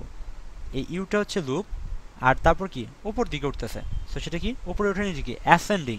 সো এই নাইটের নাম কি হবে? অ্যাসেন্ডিং বাহু বা ascending arm of loop of Henle. তারপর একটু মোটা হয়ে যাবে, আমরা এটাকে বলছিলাম যে স্থূল ঊর্ধ্বগামী বাহু, তাই না? এটা হচ্ছে সেই স্থূল ঊর্ধ্বগামী বাহু, এটা হচ্ছে সেই স্থূল বা মোটা নিম্নগামী বাহু। তারপর এটা হচ্ছে লুপ অফ হেনলি, অ্যাসেন্ডিং, তারপর লুপ, তারপর হচ্ছে ঊর্ধ্বগামী।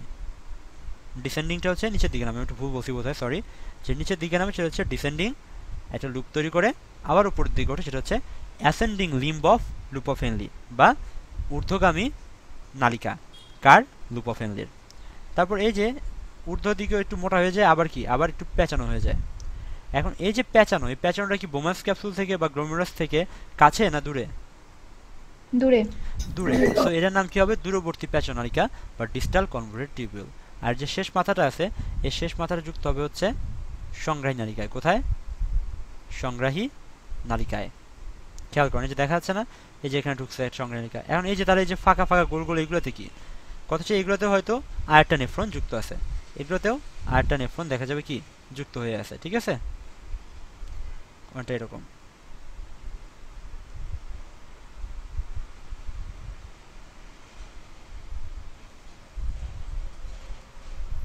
ঠিক আছে, সেখানে যে প্রত্যেকটা ছোট ছোট গ্যাপ গ্যাপ দেখা যাচ্ছে, মানে কি এখানে অনেকগুলো নেফ্রনের ইন্ডিংটা এখানে আসে, মানে প্রত্যেকটা নেফ্রনের যে মূত্র তৈরি হয় সেই মূত্রটা কি এই সংগ্রাহী নালিকা আসে। তাহলে খুবই স্বাভাবিক এরকম সংগ্রাহী নালিকা আরও কয়েকটা থাকবে। দেখেন এখানে ধরেন আরেকটা সংগ্রাহী নালিকা, বা এখানে কি আরও একটা সংগ্রাহী নালিকা, সবগুলো সংগ্রাহী নালিকা এক জায়গায় মিলিত হবে। ঠিক আছে, মিলিত হয়ে কি আরেকটা বড় নালিকা তৈরি করবে না? এই নালিকাকে বলা হবে ডাক্ট অফ বেলিনি। বিজ্ঞানী নাম হচ্ছে বেলিনি, আর ডাক্ট মানে হচ্ছে নালী। তাহলে এই যে অনেকগুলো সংগ্রাহী নালিকা মিলে যে নালী তৈরি করে তার নাম হচ্ছে ডাক্ট অফ বেলিনি। তাহলে একটু মূত্রের গতিপথটা আমরা চিন্তা করি তো চলেন তো। অ্যাফারেন্ট আর্টেরিওলে রক্ত আসে, সে রক্তটা এই যে গ্লোমেরুলার যে কোষজালিকা আছে সেখানে পরিস্রুত হয়, মানে কি ছাঁকনের মতো করে কি হয় যে আমাদের বর্জ্য পদার্থগুলো আছে সেই বর্জ্য পদার্থগুলো ছেঁকে ফেলে এবং সেখান থেকে পরবর্তী মূত্র তৈরি হবে। তাহলে আমরা যদি চিন্তা করি তাহলে কি অ্যাফারেন্ট আর্টেরিওলের পরে যে গ্লোমেরুলার ফিল্টার বা মূত্রগুলো আসলে কোন কোন দিক দিয়ে আসবে একটু দেখি তো। গ্লোমেরুলার কোষজালিকা থেকে সেটা আসবে কই? ক্যাপসুলার স্পেসে। ক্যাপসুলার স্পেস থেকে সেটা কই আসবে? নিকটবর্তী প্যাচনালিকা বা প্রক্সিমাল কনভলিউটেড টিউবিউলে। তারপর কই আসবে? লুপ অফ হেনলিতে। লুপ অফ হেনলির পর কই যাবে? দূরবর্তী প্যাচনালিকা বা distal convoluted tubule. Distal convoluted tube থেকে সেটা কই যাবে? সংগ্রাহী নালিকাতে বা কালেক্টিং ডাক্টে। কালেক্টিং ডাক্টগুলো আবার সবাই মিলে কি তৈরি করে? Duct of Bellini. সো মূত্রটা আবার কালেক্টিং ডাক্ট থেকে কই যাবে? ডাক্ট অফ বেলিনিতে। ব্যাপারটা কি বুঝাইতে পারছি? মূত্রের গতিপথটা, পাথওয়ে অফ ইউরিন। ঠিক আছে, এটার উত্তর দেন। বৃক্কের গাঠনিক এবং কার্যকরী একক কোনটি? নেফ্রন। নেফ্রন। সবাই জানো, এর উত্তর হচ্ছে নেফ্রন। আচ্ছা, রেচন কি এটা আমরা জানি, বৃক্কের গঠন আমরা জানি, রেনাল পিরামিড কি, নেফ্রন কি, এবং নেফ্রনের গঠন আমরা বর্ণনা করতে পারবো না এখন, পরীক্ষা যদি আসে। কি ভাইয়া? ঠিক আছে, রেচন সাহেব তো সেটা আমরা পরে পড়বো, একটা ছোট একটা। হ্যাঁ হ্যাঁ, এবার করছি, চালু আছে। হয়েছে, এবার হয়েছে। ঠিক আছে, সো দেখো রেচনের শারীরবৃত্ত। দেখো আমরা বলছিলাম নাইট্রোজেনকৃত বর্জ্য পদার্থ কি কি আছে? Urea, uric acid, creatinine, xanthine, hypoxanthine, তাই না? আমরা বলছিলাম এগুলা। তো কথা হচ্ছে মানুষের দেহে অ্যামোনিয়া নামক একটা ইয়ে আছে, বর্জ্য পদার্থ উৎপন্ন হয়। ঠিক আছে, অ্যামোনিয়া কিসের জন্য উৎপন্ন হয়? সাধারণত ধর প্রোটিন জাতীয় যে খাবারগুলো আছে, এই প্রোটিন জাতীয় খাবারগুলা শেষ অংশ হিসেবে, মানে প্রোটিন জাতীয় খাবার ভাঙতে ভাঙতে একসময় অ্যামিনো অ্যাসিড উৎপন্ন হয়। এই অ্যামিনো অ্যাসিডটা পরবর্তীতে ডিঅ্যামিনেশন প্রক্রিয়া হয় কি যে অ্যামোনিয়া উৎপন্ন করে। ঠিক আছে, ডিঅ্যামিনেশন প্রক্রিয়ায় অ্যামোনিয়া উৎপন্ন করে। এই অ্যামোনিয়াটা খুব বিষাক্ত একটা জিনিস, অ্যামোনিয়াটা খুব বিষাক্ত একটা জিনিস। এখানে মধ্যে স্নেহা আছে, স্নেহার নানা কদিন আগে মারা গেছে, আমারও নানা আর কি। তো ওনার যেটা হয়েছিল ওই ব্যাখ্যাটা তোমাদের একটু বলি, যে আমাদের রক্তে যখন এরকম মানে অ্যামোনিয়া বাড়ে, মানে যখন বৃক্ক ঠিক মতো কাজ করে না বা যকৃত ঠিক মতো কাজ করে না, এই ডিঅ্যামিনেশন বেসিক্যালি এটা যকৃত হয় আর কি, বুঝছো? সো ডিঅ্যামিনেশন ঠিকঠাক মতো হয় না, যকৃত যখন ঠিক মতো কাজ করে না, তখন এই রক্তে অ্যামোনিয়ার পরিমাণটা অনেক বেড়ে যায়। এন্ড এই অ্যামোনিয়াটা কী করে জানো? রক্তের মাধ্যমে ট্রাভেল করে করে মস্তিষ্কে চলে যেতে পারে।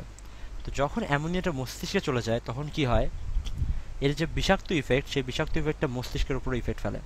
তখন দেখা যায় রোগী শান্তি পায় না, ওঠে বসে, মানে শান্তি পায় না কোনো কিছু করেই। যদি খুব সেভিয়ার ফর্মে চলে যায় দেখা যায় রোগী উল্টাপাল্টা কথা বলে। এরকম হয়তো অনেকের বাসাতে হয়তো কিডনি বা যকৃত বা লিভারের পেশেন্ট আছে, আশা করি তোমার ব্যাপারটার সাথে পরিচিত। এটাকে বলা হয় হেপাটিক এনকেফালোপ্যাথি। ঠিক আছে, সো রক্তে যখন অ্যামোনিয়ার পরিমাণটা বেড়ে যায়, রোগী এরকম অস্থির হয়ে যায়, ছটফট হয়ে যায়, বসে থাকতে পারে না, শুয়ে থাকতে পারে না, মানে কি না কি যে বলে, মানে তার কোনো ঠিক ঠিকানা নাই। মানে অ্যামোনিয়ার ইফেক্টটা তো বাজে হইতে পারে। সো এই যে অ্যামোনিয়ার কথা বললাম, এই অ্যামোনিয়াটা এত বিষাক্ত, এই অ্যামোনিয়াটা আমাদের বডি ডিরেক্ট এক্সক্রিট করতে পারে না। তাই কি করতে হয়, এই যে অ্যামোনিয়াটাকে ইউরিয়াতে কনভার্ট করতে হয়। অ্যামোনিয়াকে কি করতে হয়, ইউরিয়াকে কনভার্ট করতে হয়। আর এই ইউরিয়া মানে এই যেটা বললাম অ্যামোনিয়া যেই সাইকেল অফ রিয়াকশন বা অনেকগুলো বিক্রিয়ার মাধ্যমে অ্যামোনিয়া থেকে ইউরিয়া উৎপন্ন হয়, যে চক্রের মাধ্যমে সেই চক্রটাকে বলা হচ্ছে অর্নিথিন চক্র। যেটা বললাম অর্নিথিন চক্র, যেটা কোথায় হয়, যকৃতে। অর্নিথিন চক্রের মাধ্যমে কি হয়, অধিকতর বিষাক্ত অ্যামোনিয়া থেকে একটু কম বিষাক্ত ইউরিয়া উৎপাদন হয়। ইউরিয়াও কিন্তু বর্জ্য, কিন্তু অ্যামোনিয়ার মতো এতটা বিষাক্ত না। অ্যান্ড ইউরিয়াটা আমাদের মূত্রের মাধ্যমে বের হয়ে যেতে পারে। ঠিক আছে, তো যেটা বললাম যে প্রধান নাইট্রোজেনজাত বর্জ্য হচ্ছে আমাদের ইউরিয়া। কীভাবে উৎপন্ন হয়, যকৃতে অর্নিথিন চক্রের মাধ্যমে অ্যামোনিয়া থেকে ইউরিয়াটা উৎপাদন হয়। এরকম আরেকটা বর্জ্য পদার্থ হচ্ছে ইউরিক অ্যাসিড। আমরা ওই যে বলছিলাম না ইউ ইউ অ্যান্ড আই কি জানি, হ্যাঁ ইউ মানে কি, ইউরিয়া, ইউ মানে ইউরিক অ্যাসিড, আইতে অ্যামোনিয়া, কিতে ক্রিয়েটিনিন, জানিতে জ্যান্থিন, হাতে হাইপোজ্যান্থিন। ঠিক আছে, এগুলো আগের ক্লাসে বলছি, আমি এই ক্লাসে বলতেছি না। ইউরিক অ্যাসিড কীভাবে তৈরি হয়, এই যে পিউরিন ক্ষারক, আমাদের পিউরিন ক্ষারকটা কই পাওয়া যায় কে বলতে পারবে? 10 টাকা ফিক্স দিব তার নাম্বারে। পিউরিন ক্ষারকটা ভাই অ্যাডিনিন আর গুয়ানিন। অ্যাডিনিন আর গুয়ানিন। তোর নাম কি, হাসিব? ভাই হ্যাঁ ভাই, হাসিব তোর ফোন নাম্বারে আজকে 10 টাকা চলে যাবে। সো এই যে অ্যাডিনিন প্রথম গুয়ানিন, ভাই হ্যাঁ বলতে পারলে অবশ্যই পাবি, এখানে ছেলে মেয়ে কোনো ভেদ নাই, সবাই পাবে যে আগে উত্তর দিতে পারবে। ঠিক আছে, সো পিউরিনটা কি, ওই যে আমাদের নিউক্লিক অ্যাসিডে অ্যাডিনিন গুয়ানিন ছিল, এই যে পিউরিন ক্ষারকগুলো ছিল, এই পিউরিন ক্ষারকগুলা মেটাবলাইজড হয়ে বা বিপাকের ফলে ইউরিক অ্যাসিড তৈরি করে। আর ক্রিয়েটিনিন, দেখো আমাদের পেশিতে বিভিন্ন ধরনের প্রোটিন প্রয়োজন হয় পেশির কাজের ফলে, এরকম একটা প্রোটিন হচ্ছে ক্রিয়েটিন।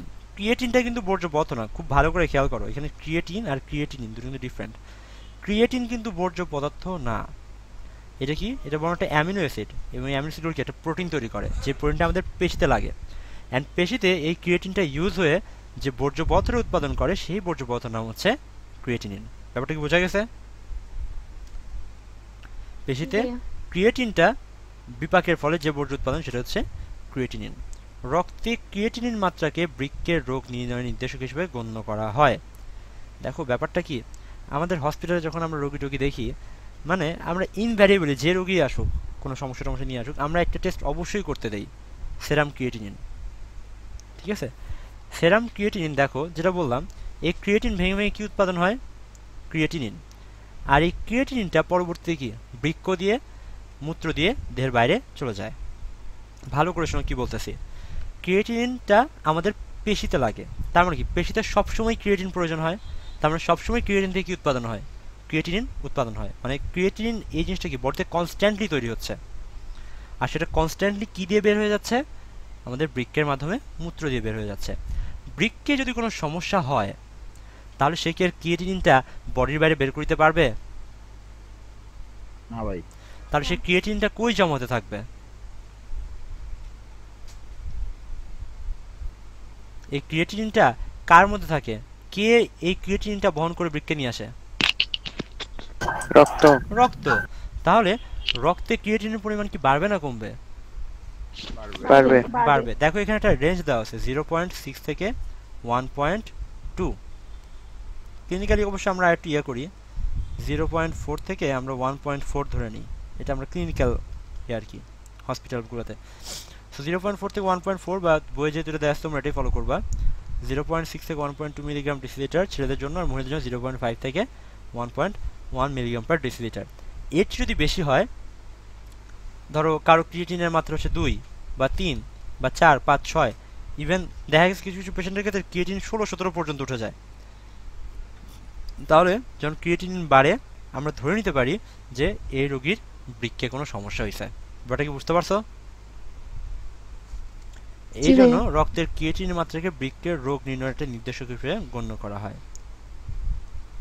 ঠিক আছে, আশা করি বুঝাইতে পারছি। সো ক্রিয়েটিন খুব ইম্পর্টেন্ট একটা মার্কার বৃক্কের কোনো সমস্যা বোঝার জন্য। চলো এবার রেচনের শারীরবৃত্ত পড়বো। বিজ্ঞানী কুশনি রেচনের শারীরবৃত্ত এই ব্যাপারটা ব্যাখ্যা করেন বিজ্ঞানী কুশনি। আচ্ছা, কুশনি তো আমরা বললাম, তোমরা কি কেউ জানো বিজ্ঞানী কুনো কি আবিষ্কার করেন? 10 টাকা পুরস্কার আবার ঘোষণা করা হলো। বিজ্ঞানী কুনো কি আবিষ্কার করেন? কেউ পারতেছো না, না শুনতে পাচ্ছ না? হাসিব কথা শোনা যায়? ভাইয়া শোনা কি যাচ্ছে? ভাই? বলো। শোনা যাইতেছে। বিজ্ঞানী কুশনি রেচনের শারীরবৃত্ত ব্যাখ্যা করেন, আবিষ্কার করেন। ব্যাখ্যা করেন আর কি, আবিষ্কার না, ব্যাখ্যা করেন।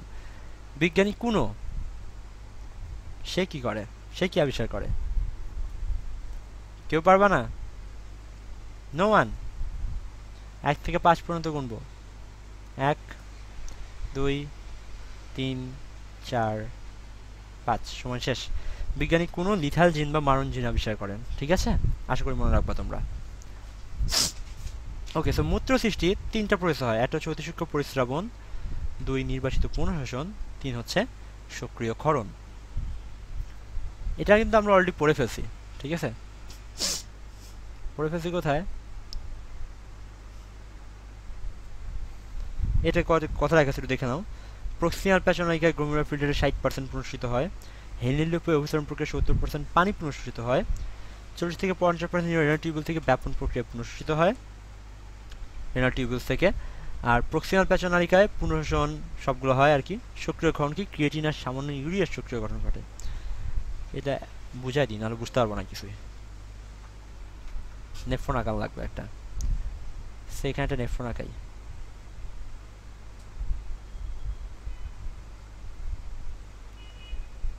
এখন যে কথাগুলো বলবো খুব মনোযোগ দিয়ে শুনবা, খুব খুব খুব মনোযোগ দিয়ে। কজ যেটা বুঝবা সে একবারে বুঝবা, যে বুঝবা না সে 10 বারও বুঝবা না।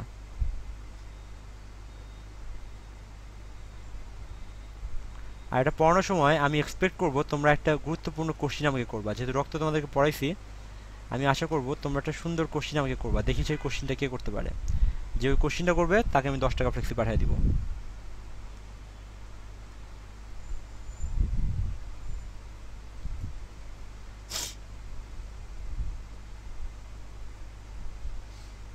ঠিক আছে, তাহলে আমরা বলছিলাম, আরেকবার একটু রিক্যাপ করি।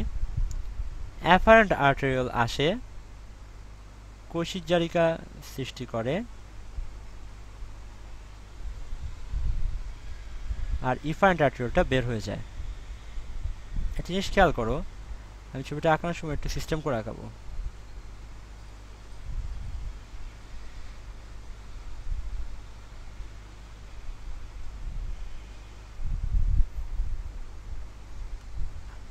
তাহলে অ্যাফারেন্ট আর্টেরিয়াল আসলো, কোশিক জারিকা তৈরি করলো, সেখান থেকে কি আবার ইফারেন্ট আর্টেরিয়াল কোশিক জারিকা তৈরি হয়েছে।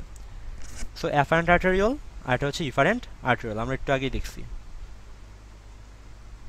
Efferent arterial. সো অ্যাফারেন্ট আর্টেরিয়ালের এখানে কি কোশিক জারিকা শেষ, সেখান থেকে কি ইফারেন্ট আর্টেরিয়ালের কোশিক জারিকা শুরু। একটু খেয়াল করে দেখো, আমি অ্যাফারেন্ট আর্টেরিয়ালের যে কোশিক জারিকাগুলো একটু মোটা করে আঁকছি, তাই না? একটু মোটা করে আঁকছি। আর ইফারেন্ট আর্টেরিয়ালের কোশিক জারিকা একটু ছোট বা চিকন করে আঁকছি। এটার কিন্তু কারণ আছে। কারণটা কি? তুমি একটু চিন্তা করো, একটা বড় ড্রেন সেটা যদি এরকম হঠাৎ করে ছোট হয়ে যায়, কাহিনী কী হবে? পানিগুলো এসে ফার্স্টে এখানে জমে থাকবে, আর যখন ঈদে বের হয় তখন কি তীব্র বেগে বের হয়ে যাবে। ব্যাপারটা এরকম না? জি ভাইয়া। জি ভাই। তো কেন পানিটা তীব্র বেগে বের হচ্ছে? কারণ এখানে একটা চাপ আছে, সেই চাপটা কে দিচ্ছে? এই যে পানিগুলো এখানে জমে আছে সেগুলা। জমে থাকা মানে কি? স্থির পানি। স্থিরের ইংরেজি কি? স্ট্যাটিক। চাপটা কে দিচ্ছে? পানি। সেটা কি? হাইড্রো। তাহলে এই চাপটাকে আমরা কি বলবো? হাইড্রোস্ট্যাটিক। Hydro pressure. হাইড্রোস্ট্যাটিক চাপ, ঠিক আছে? তাহলে অ্যাফারেন্ট আর্টেরিয়াল দিয়ে আমাদের ব্লাড আসতেছে। ব্লাডের মধ্যে 90 থেকে 92% পানি, মানে কি পানি তো এক ধরনের। সো যখন আসে তখন এইখানে যেখানে চিকন হয়েছে সেখানে কি হাইড্রোস্ট্যাটিক প্রেসার দেয়। ফলে যে ব্লাডটা আসে এই হাইড্রোস্ট্যাটিক প্রেসারের ফলে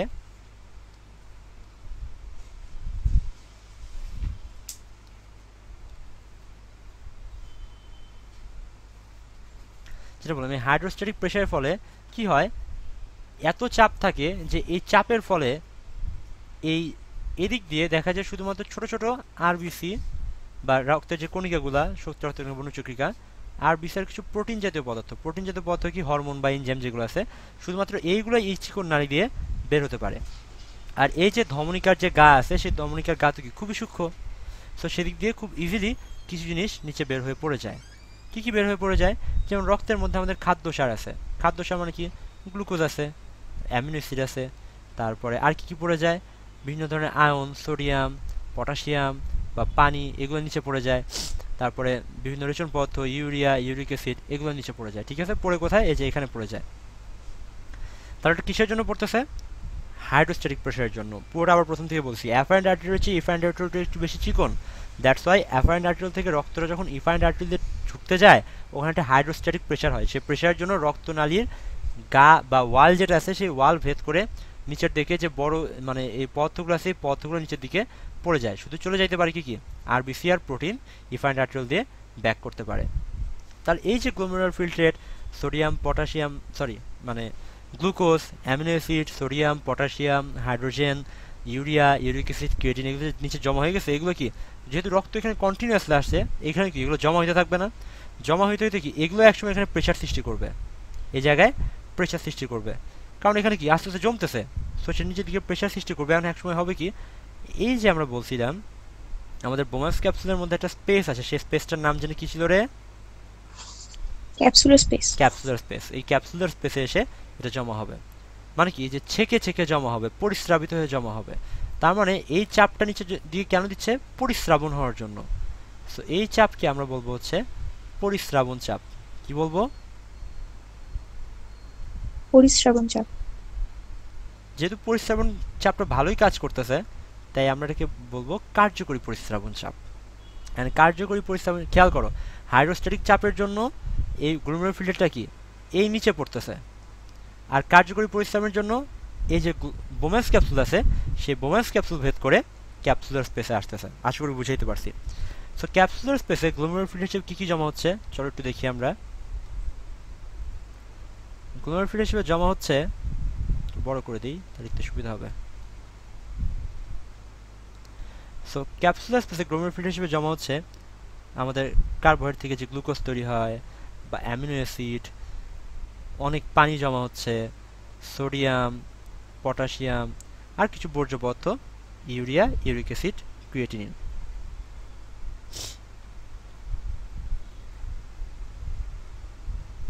এগুলো সব এখানে ক্যাপসুলার স্পেস এসে জমা হচ্ছে। থিঙ্ক সেন্সিবলি, একদম সেন্স দিয়ে চিন্তা করো। গ্লুকোজ, অ্যামিনো অ্যাসিড, পানি, sodium, potassium, urea, uric acid, creatinine এর মধ্যে বর্জ্য পদার্থ কোনগুলা? ইউরিয়া, ইউরিক অ্যাসিড এগুলি ভাই। বা এগুলো কি বর্জ্য পদার্থ? এই তোমরা যে কথাগুলো বললা সেটা বাদে বাকিগুলো কি বর্জ্য পদার্থ? পানি, glucose, amino acid, sodium, potassium কি বর্জ্য পদার্থ? মোটেও না। সো এগুলা যদি মূত্র দিয়ে বের হয়ে যাইতো, মানে কি আমাদের শরীরে আমরা যাই খাইতাম সবই মূত্র দিয়ে বের হয়ে যাইতো। গ্লুকোজ, অ্যামিনো অ্যাসিড, গ্লুকোজটা কই থেকে আসে? কার্বোহাইড্রেট থেকে আসে। অ্যামিনো অ্যাসিডটা কই থেকে আসে? প্রোটিন থেকে। সবই বডি থেকে বের হয়ে যাইতো, কিছুই থাকতো না। সো এই জিনিসগুলো কি আবার বডিতে ব্যাক করে নেওয়ার দরকার আছে না? সো এই জিনিসগুলো পরবর্তী হবে কি এই যে যখন এই ক্যাপসুল থেকে যখন এই আস্তে আস্তে নিচের দিকে নামবে তখন হবে কি এই জিনিসগুলো আস্তে আস্তে বডিতে ব্যাক করতে থাকবে, আস্তে আস্তে বডিতে ব্যাক করতে থাকবে। যেমন ধরো এই যে এই জিনিসগুলোকে গ্লোমেরুলার ফিল্টার, ঠিক আছে? গ্লোমেরুলার ফিল্টার এই যে গ্লুকোজ, অ্যামিনো অ্যাসিড, পানি, sodium, potassium, chlorine, bicarbonate, hydrogen, urea, uric acid, creatinine এই বর্জ্য পদার্থ ভালো পদার্থ সবগুলো মিলেই একত্রে এদেরকে কি বলা হচ্ছে? Glomerular filter. আর এই গ্লোমেরুলার ফিল্টারের পরিমাণটা কত? মোটামুটি হবে 125 সেন্টিমিটার কিউব। দেখো তাহলে এই জিনিসগুলো এমনভাবে যখন নালীতে নামে এই জিনিসগুলো কি আস্তে আস্তে আবার বডিতে ব্যাক করতে থাকে এবং ব্যাক করতে করতে এমন অবস্থা হয় যে শেষমেশ দেখা যায় অনলি 1 ml, সরি 125 ml হবে। এটা 125 কি ml? একটু দেখো তো কি হবে 1 ml বা সেন্টিমিটার কিউব, আমার সঠিক মনে নাই, একটু দেখে নিই দাঁড়াও। ফুট নাই এখানে। আচ্ছা তাহলে 125 ml যদি গ্লোমেরুলার ফিল্টার জমা হয়, দেখো 124 ml কি ব্যাক করতেছে বডিতে, শুধুমাত্র 1 mlটা কি মূত্র হিসেবে জমা হচ্ছে। প্রত্যেকটা থেকে কি দেখা যায় 1 ml, এটা থেকে 1 ml, এইগুলোর সাথে কি নেফ্রন জোড়া লাগানো আছে না? আমরা তো আগে দেখছি এটা নেফ্রনের গঠন পড়ার সময়, এগুলো প্রত্যেকটার সাথে নেফ্রন জোড়া লাগানো আছে। 1 ml করে মূত্র তৈরি হয়। সো দেখো কি পরিমাণ পুনর্শন ঘটে যে 125 ml যদি এখানে জমা হয় সেখান থেকে পরবর্তীতে কি 124 ml, মানে কি অলমোস্ট 99%ই বডিতে ফিরে যাবে, শুধুমাত্র 1%টা কি মূত্র হিসেবে সংগ্রাহী নালিকায় চলে আসবে। তাহলে এই শোষণগুলো বেশিরভাগ হয় কোথায়? মনে রাখবো প্রক্সিমাল প্যাচনালিকায় সবচেয়ে বেশি শোষণ হয়, অলমোস্ট 60 থেকে 70%-এর মতো। আমি এটা রেঞ্জ ইউজ করলাম যাতে বিভিন্ন বইয়ের তথ্য যদি উল্টাপাল্টা হয় সেটা মিনিমাইজ করা যায়। 60 থেকে 70% গ্লুকোজ চলে যায় বডিতে, অ্যামিনো অ্যাসিড চলে যায় বডিতে, বা পানি, সোডিয়াম, আর তারপর যেটুকু বাকি থাকে সেটা কই ঢুকবে? লুপোফেনলিতে। লুপোফেনলিতে অলমোস্ট 70% পানি আবার বডিতে ব্যাক করে যায়। কোন প্রক্রিয়ায়? অভিসরণ প্রক্রিয়ায়। তারপরও যদি কিছু বাকি থাকে, দেখা তারপরও কিছু পানি বা কিছু সোডিয়াম, পটাশিয়াম এই দূরবর্তী প্যাচনালিকা আসে, এখান থেকেও সেটা কি হয়? শোষিত হয়ে যায়। একটা জিনিস সবসময় মনে রাখবা, দূরবর্তী প্যাচনালিকায় দুইটা জিনিস কাজ করে, একটা হচ্ছে এডিএইচ আর একটা হচ্ছে অ্যালডোস্টেরন। ঠিক আছে, এই দুইটা হরমোন সবসময় কই কাজ করবে? দূরবর্তী প্যাচনালিকায়। তাহলে যেটা বললাম যে দেখো কি হচ্ছে, মূত্র সৃষ্টি 3টা স্টেপ। একটা হচ্ছে অতি সূক্ষ্ম পরিস্রাবণ, এটা কই হইলো? গ্লোমেরুলার ফিল্টারে, ফিল্টার তৈরির প্রক্রিয়াটা কীভাবে হয়েছে? এই যে গ্লোমেরুলার কোষিকারিকা, যেটা অ্যাফারেন্ট আর্টেরিওল এবং ইফারেন্ট আর্টেরিওল তৈরি হয়। অ্যাফারেন্ট আর্টেরিওলটা মোটা এবং ইফারেন্ট আর্টেরিওলটা চিকন। সো দ্যাটস ওয়াই ওখানে হাইড্রোস্ট্যাটিক প্রেশারের ফলে কি হয়? ওই যে ধমনীর যে গা ছেঁকে ছেঁকে নিচে, বা পরিস্রাবণ, ছাকার ভদ্র শব্দ হচ্ছে পরিস্রাবণ, পরিস্রাবিত হয়ে কি হয়? নিচে গ্লোমেরুলার ফিল্টার হিসেবে জমা হয়। পরবর্তীতে সেটা কার্যকরী পরিস্রাবণ চাপের মাধ্যমে বোমাস ক্যাপসুলের যে ক্যাপসুলার স্পেস ছিল সেই ক্যাপসুলার স্পেসে এসে জমা হয়। তারপর যেটা বললাম নির্বাচিত পুনঃশোষণ। নির্বাচিত মানে কি? সিলেক্টিভ, মানে কিছু নিব কিছু নিব না। কোনটা নিব? যেগুলো বডির জন্য ভালো। কোনটা নিব না? যেটা বর্জ্য পদার্থ। তাহলে চিন্তা করো যে এই যখন প্রক্সিমাল কনভার্ট টিউবুল আসলো, ইউরিয়া, ইউরিক অ্যাসিড, ক্রিয়েটিন এগুলো বাদে মোটামুটি কি অনেকগুলো পদার্থ বডিতে আবার ব্যাক করে যাবে। তাহলে বাকি কি থাকবে? এটুকুতে বাকি থাকবে হচ্ছে কিছু পানি বাকি থাকবে, বা কিছু সোডিয়াম, পটাশিয়াম, আয়ন বাকি থাকবে, এবং ইউরিয়া, ইউরিক অ্যাসিড, ক্রিয়েটিন থাকবে। এই নালী দিয়ে যখন যাবে, এই নালীর গায়ে তো কোষ আছে, বা এই যে প্রক্সিমাল কনভার্ট টিউবুল বা ডিস্টাল কনভার্ট টিউবুল, মানে নিকটবর্তী প্যাচনালিকা বা দূরবর্তী প্যাচনালিকা, এদের গায়ে তো কোষ আছে। এদের থেকে বর্জ্য পদার্থ উৎপাদন হবে না? এদের থেকেও বর্জ্য পদার্থ উৎপন্ন হবে। তাহলে কি এরাও টিউবের মধ্যে কি কিছু বর্জ্য পদার্থ যোগ করবে? এটা কি সক্রিয় ক্ষরণ হিসেবে বিবেচিত হয়। সক্রিয় ক্ষরণ কি হয়? সাধারণত ক্রিয়েটিনিন আর ইউরিয়া। ঠিক আছে, এই দুইটা জিনিসের সক্রিয় ক্ষরণ হয়। সক্রিয় ক্ষরণ হয়ে সেটা কি মূত্রের সাথে মিশ্র অবস্থায় চলে আসে। তারপর এদিকে আসার পর যখন দূরবর্তী প্যাচনালিকা আসে, এখানে পানি বা সোডিয়াম আয়নের শোষণ হয়, পানি বা সোডিয়াম আয়নের শোষণ হয়। আর সাথে কি বাকি থাকে? ইউরিয়া, ইউরিক অ্যাসিড, ক্রিয়েটিনিন, আর সামান্য পরিমাণ পানি হতে যায়। সো এখানে শেষমেশ কি বাকি থাকে? পানি, আর ওই যে বর্জ্য পদার্থগুলো ছিল ওই বর্জ্য পদার্থ শেষমেশ কি হয়? সংগ্রাহী নালিকাতে এসে মূত্র হিসেবে এক্সক্রিটেড বা নিষ্কাশিত হয়। এটাই ছিল রেচনের সারবৃত্ত। আমি কি বুঝাইতে পারছি? কারো কোনো কোশ্চেন থাকলে এখন করো। ভাইয়া এটা কি প্রতি মিনিটে এভাবে করতে থাকে? সব সময় 24/7 আওয়ার চলতে থাকে এটা। আর কোনো প্রশ্ন?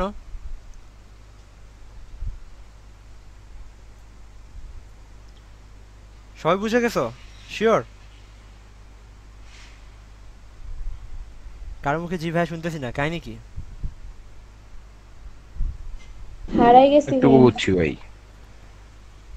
সবাই কি চলে গেছো? ক্লাস থেকে স্টুডেন্ট কমে গেছে? দেখো তো একটু চেক করে স্টুডেন্ট কতজন আছে। আগের মতোই আছি ভাইয়া। কয়জন? সব সহ তো আমারটা দেখাইতেছে ভাই 15 জন। এখন 15 জন আছে অনলি? না না 18 জন।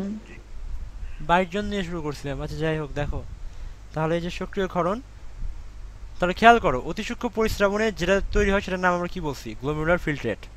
গ্লোমেরুলার ফিল্ট্রেট যদি 125 সেন্টিমিটার কিউব তৈরি হয়, এই এটা মনে নাই কেন আমার? একটু দাঁড়াও তো 1 সেকেন্ড, পরে দেখে নিই।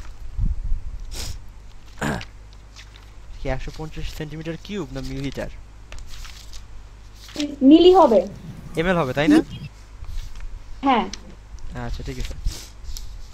সো 125 ml, আর শেষমেশ মূত্র উৎপাদন হয় কত? 1 ml, তাই না? সো দেখো অতি সূক্ষ্ম পরিস্রাবণের ফলে যেটা তৈরি হয় সেটা হচ্ছে গ্লোমেরুলার ফিল্ট্রেট। সেই গ্লোমেরুলার ফিল্ট্রেট থেকে নির্বাচিত পুনঃশোষণ হয়, মানে যেগুলো শুধু ভালো শরীরের জন্য দরকার সেগুলো আবার বডিতে ফিরে যায়, আর যেগুলো দরকার নাই সেগুলো কি শোষণ হয় না। তাহলে অতি সূক্ষ্ম পরিস্রাবণ এখানে যদি 125 ml উৎপাদন হয়, তার থেকে নির্বাচিত পুনঃশোষণের ফলে কি 124 ml বডিতে ব্যাক চলে যাবে নির্বাচিত পুনঃশোষণের জন্য। মানে 125 থেকে এই অতি সূক্ষ্ম পরিস্রাবণ থেকে নির্বাচিত পুনঃশোষণটা আমরা বাদ দিব, কেন? কারণ সে তো প্রচন্ড বডিতে চলেই গেছে, সে তো আর মূত্রের অংশ নাই। সো অতি সূক্ষ্ম পরিস্রাবণে যেটুকু থাকবে সেখান থেকে আমরা নির্বাচিত প্রশ্নটা বাদ দিব, অ্যান্ড তার সাথে যোগ হবে কি? সক্রিয় ক্ষরণ। কেন? কারণ সেই ক্ষরণটা মূত্রের সাথে যোগ হয়েছে। সো আমরা কি বলতে পারি না যে মূত্র ইজ ইকুয়াল টু অতি সূক্ষ্ম পরিস্রাবণ মাইনাস নির্বাচিত পুনর্জন প্লাস সক্রিয় ক্ষরণ? ব্যাপারটা কি বুঝাইতে পারছি?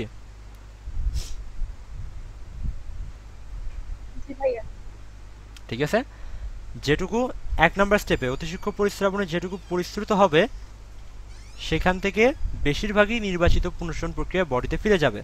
তাহলে সেটা কি আর মূত্রের অংশ হবে? হবে না। সো বাদ দিয়ে দিলাম। তারপরে থাকে সক্রিয় ক্ষরণ। সক্রিয় ক্ষরণ কি? এই যে বললাম টিউবের গায়ে যে কোষগুলো আছে সেগুলো থেকে তো বর্জ্য পদার্থ উৎপন্ন হয়, সেগুলো কি মূত্রের সাথে অ্যাড হয়ে যায়। তাহলে সক্রিয় ক্ষরণটা কি মূত্রের সাথে অ্যাড হবে না? জি ভাইয়া। সো এটা আমরা প্লাস দিয়ে দিলাম। সো মূত্র ইজ ইকুয়াল টু অতি সূক্ষ্ম পরিস্রাবণ মাইনাস নির্বাচিত পুনর্জন প্লাস সক্রিয় ক্ষরণ। একটা কোশ্চেন আমি আশা করছিলাম, সেটা হচ্ছে তোমরা কেউই করো নাই। এখানে বুঝলাম যে অ্যাফারেন্ট আর্টেরিওলটা আসে কোষজালিকায় বিস্তৃত হয় এবং পরবর্তীতে সেগুলো আবার নতুন কোষজালিকা শুরু হয়ে ইফারেন্ট আর্টেরিওল তৈরি হয়। তোমরা বলতে পারতো যে ভাইয়া আপনি আগের ক্লাসে বলছেন ধমনী যেখানে শেষ হয় সেটার নাম হচ্ছে কোষিক জালিকা। পরবর্তীতে সে একই জায়গা থেকে আরেকটা কোষিক জালিকা শুরু হয়, যে কোষিক জালিকাটা আবার কি তৈরি করে? ভেরি গুড, শিরা তৈরি করে। আমি এটার নাম বলছি অ্যাফারেন্ট আর্টেরিওল, এটার নাম বলছি ইফারেন্ট আর্টেরিওল। আমি কি এটার নাম ইফারেন্ট ভেনিউল বলছি? না, কিন্তু এটা কি ভেইন বলা উচিত ছিল না এটাকে? হ্যাঁ কিন্তু আমি কিন্তু ভেইন বলি নাই। কেন বলি নাই? কারণ ভেইন আমি তখনই বলতে পারতাম যদি এখানে কার্বন ডাইঅক্সাইড বা অক্সিজেনের এক্সচেঞ্জ হইতো। এখানে কিন্তু কার্বন ডাইঅক্সাইড বা অক্সিজেনের এক্সচেঞ্জ ঘটে না।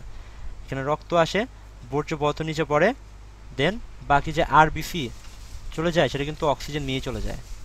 সো অক্সিজেনযুক্ত রক্ত বা কার্বন ডাইঅক্সাইড যেটাই আসুক সেটা কি অক্সিজেনযুক্ত রক্তই আসে, কারণ যেহেতু রেনাল আর্টারি থেকে আসে এটা অক্সিজেনযুক্ত রক্তই আনে, আর অক্সিজেনযুক্ত রক্ত নিয়েই কি হয়? বের হয়ে চলে যায়। ব্যাপারটা বুঝতে পারছো কেন এখানে আমরা ভেইন বলতেছি না? জি ভাইয়া। তাহলে আরেকটা কোশ্চেন এখানে থেকে যায়, সে কি প্রশ্ন? যখন হাইলামের স্ট্রাকচার তোমাদেরকে আমি পড়াচ্ছিলাম আমি বলছিলাম যে হাইলাম দিয়ে ঢুকে হচ্ছে রেনাল ধমনী আর স্নায়ু, আর বের হয় রেনাল শিরা আর ইউরেটার। তাহলে ওই যে ভাইয়া বললেন রেনাল শিরা বের হয়, এই রেনাল শিরার যে ছোট ছোট শিরা বা কোষজালিকা তারা কই থেকে আসে? উত্তরটা হচ্ছে এই যে এদিকে দেখো, আমরা কি বলছি এই জিনিসগুলো থেকে প্রক্সিমাল কনভার্টিবল থেকে বডিতে চলে যায়, বডিতে চলে যায়। বডিতে চলে যায় মানে কি? কার মাধ্যমে চলে যায়? রক্তের মাধ্যমে চলে যায় না? এই যে পানি, গ্লুকোজ, এমন এগুলো আবার কার মধ্যে চলে? রক্তের মধ্যে চলে যায়। তার মানে কি এই যে এই প্রক্সিমাল কনভার্টেড টিউবিউল বা এই লুপোফেনলি বা দূরবর্তী প্যাচনালিকা এগুলার পেরিফেরিতে, এই টিউবগুলার পেরিফেরিতে, পেরিফেরি মানে কি? চারপাশে বা বাইরে। সো এই টিউবগুলার, টিউব না এটাকে টিউব বলতে ঠিক হবে না, টিউবিউলস বলতে হবে, টিউবিউলস। সো এই টিউবিউলসগুলার পেরিফেরিতেও কি থাকে? কোষজালিকা থাকে, যেগুলো পরবর্তীতে শিরা তৈরি করে। এর পাশে যে কোষজালিকাগুলো থাকে সেগুলোকে বলা হয় পেরিটিউবুলার ক্যাপিলারিস। কি বলে? সহজ কথায় অ্যাফারেন্ট আর্টেরিওলটা এসে দুইটা ভাগে ভাগ হয়। একটা ভাগ অ্যাফারেন্ট আর্টেরিওল তৈরি করে এন্ড সেখানে ক্যাপিলারি তৈরি করে, আরেকটা ভাগ কি করে? পেরিটিউবুলার আর্টারি তৈরি করে, যেখান থেকে পরবর্তীতে পেরিটিউবুলার আর্টেরিওল এন্ড সেখান থেকে যে তৈরি হয় ছোট ছোট কোষজালিকা, সেখান থেকে আবার ভেনিউল তৈরি করে, এবং এরাই সবাই মিলে কি করে? রেনাল যে ভেইনটা আছে সেই রেনাল ভেইনটা তৈরি করে। ব্যাপারটা কি বুঝতে পারছো? জি ভাইয়া। সো এই ব্যাপারটা দেখো বই লেখা আছে পেরিটিউবুলার ক্যাপিলারি। পেরিটিউবুলার ক্যাপিলারিটা কি? নেফ্রনের যে আশেপাশে যে টিউবগুলো আছে সেই টিউবগুলো তো রক্ত সরবরাহ দরকার, সেগুলো কিন্তু কোষ আছে। সো এগুলো কি করে?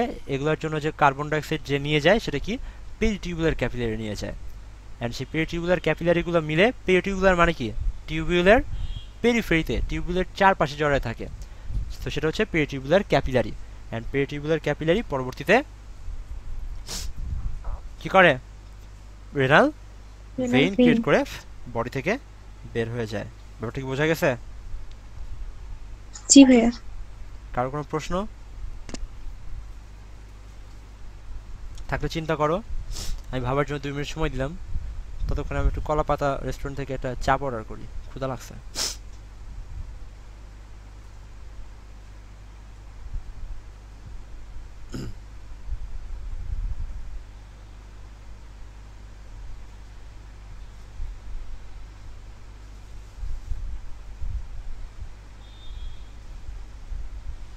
এ কি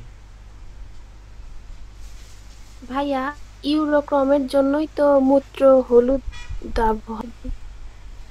এরকমটা হচ্ছে বেসিক্যালি একটা রাসায়নিক পদার্থ, ঠিক আছে, যার মোটামুটি যার নিজের রঙই হচ্ছে একটু ইয়েলোইশ টাইপ।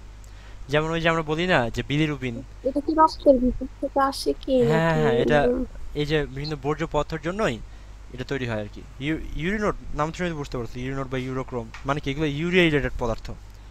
এগুলো ইউরিয়ার কাছাকাছি রাসায়নিক পদার্থ, ঠিক আছে। যেমন একটু পরে পর বা ইউরিনোডটার জন্য ঝাঁঝালো গন্ধ হয়, ইউরোক্রোমের জন্য হলুদ বর্ণ হয়।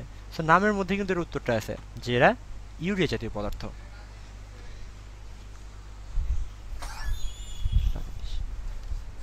ওকে, এরপরে কি আছে? সাইড নয় না কেন আমার? ভাইয়া হ্যাঁ আপনি হচ্ছে স্থূল ঊর্ধ্ববাহু স্থূল নিম্নবাহু এটা নেফ্রনের এখানে পড়লেন না? হ্যাঁ পড়াইছি। কোনো প্রশ্ন ওখান আচ্ছা থেকে? ভাইয়া ওইখানে চারটা বাহু ছিল না, আর দুইটা তো স্থূল আর দুইটা হচ্ছে সূক্ষ্ম। হ্যাঁ তো ভাইয়া ওই দুইটা সূক্ষ্ম বাহু নিয়ে কিছু বলছিলেন, মানে পরে আর আলোচনা করেন নাই তো মনে হয়। ওইটা দেখাই দিলাম ছবিতে। আর এটা যায় না কেন? সাইডটা সরতেছে না, দাঁড়াও 1 সেকেন্ড দাঁড়াও, দেখাই দিচ্ছি।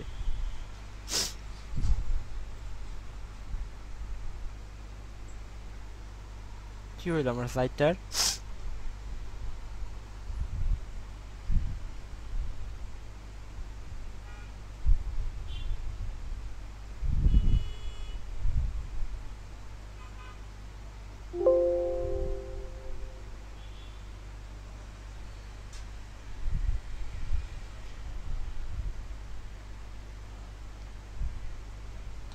আমার কম্পিউটার হ্যাং করে গেছে।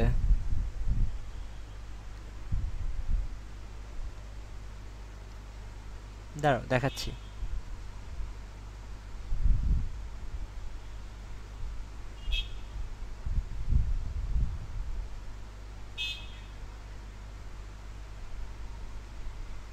চাকাইছিলাম করে সেটা তো মনে নাই।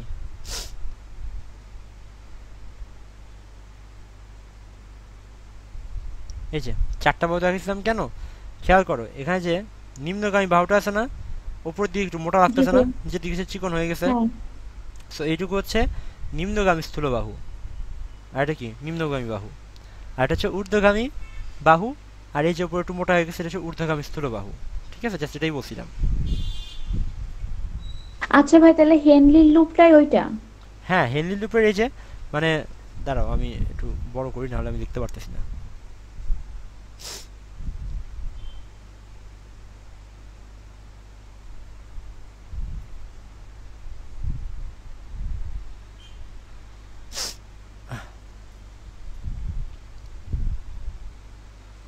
হ্যাঁ, সো হেনরি লুপ হচ্ছে এই যে এই পুরো জায়গাটা, ঠিক আছে। তার নিম্নগামী কি একটা স্থূল, স্থূল মানে কি মোটা। সো এইটুকু হচ্ছে নিম্নগামী মোটা বাহু, তারপরে কি নিম্নগামী বাহু, তারপর এটুকু হচ্ছে লুপ ঊর্ধ্বগামী বাহু, আর এটুকু কি মোটা, সেটা হচ্ছে ঊর্ধ্বগামী স্থূল বাহু। এটাই বলছিলাম জাস্ট, যে স্থূল আচ্ছা ভাই। নিম্নগামী বাহু, পাতলা নিম্নগামী বাহু, পাতলা ঊর্ধ্বগামী বাহু, স্থূল ঊর্ধ্বগামী বাহু, ঠিক আছে, আর কিছু না। হ্যাঁ ওকে,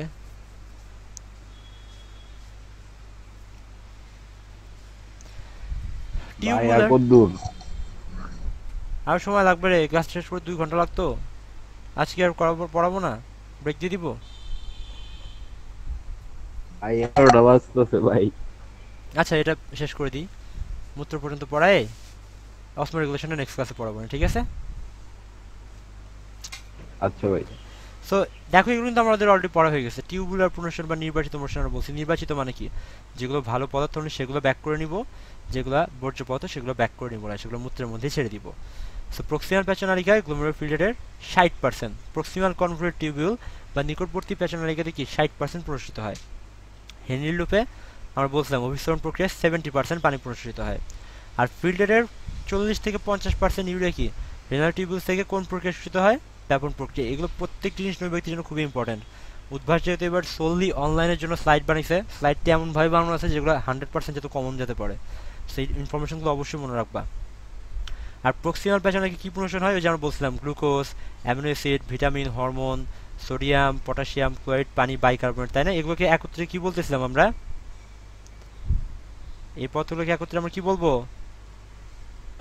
গ্লোমেরুলার ফিল্ট্রেট। সাবাস, গ্লোমেরুলার ফিল্ট্রেট। আর সক্রিয় ক্ষরণ হিসেবে কি হয়, ওই যে বলছিলাম প্রক্সিমাল প্যাচনে গিয়ে ক্রিয়েটিন এবং সামান্য ইউরিয়ার সক্রিয়করণ ঘটে। আর ডিস্টাল প্যাচনে গিয়ে কি হয়, হাইড্রোজেন, পটাশিয়াম, অ্যামোনিয়াম আয়ন এগুলার যৌগ ক্ষরণ হয় বা এক্সচেঞ্জ হয়। ঠিক আছে, এটা আমরা পরে জানবো যখন আমরা অসমো রেগুলেশন পড়বো।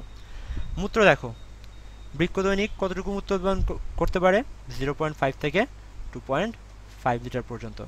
আর একজন সুস্থ মানুষ দৈনিক প্রতিদিন গড়ে কত, 1500 মিলি, মানে কি 2 লিটার, সরি 1.5 লিটার মূত্র ত্যাগ করতে পারে। সো এই যে একটু আগে যেটা বলছিলাম যে ইউরোক্রোম নামে একটা রঞ্জক থাকে, এটা খড় বর্ণ বা হালকা ইয়েলোইশ বর্ণের হয়। ইউরোক্রোমটা তাহলে কি, নামের মধ্যে বলছে এটা কি ইউরিয়া ঘুরতে কোনো একটা যৌগ হবে।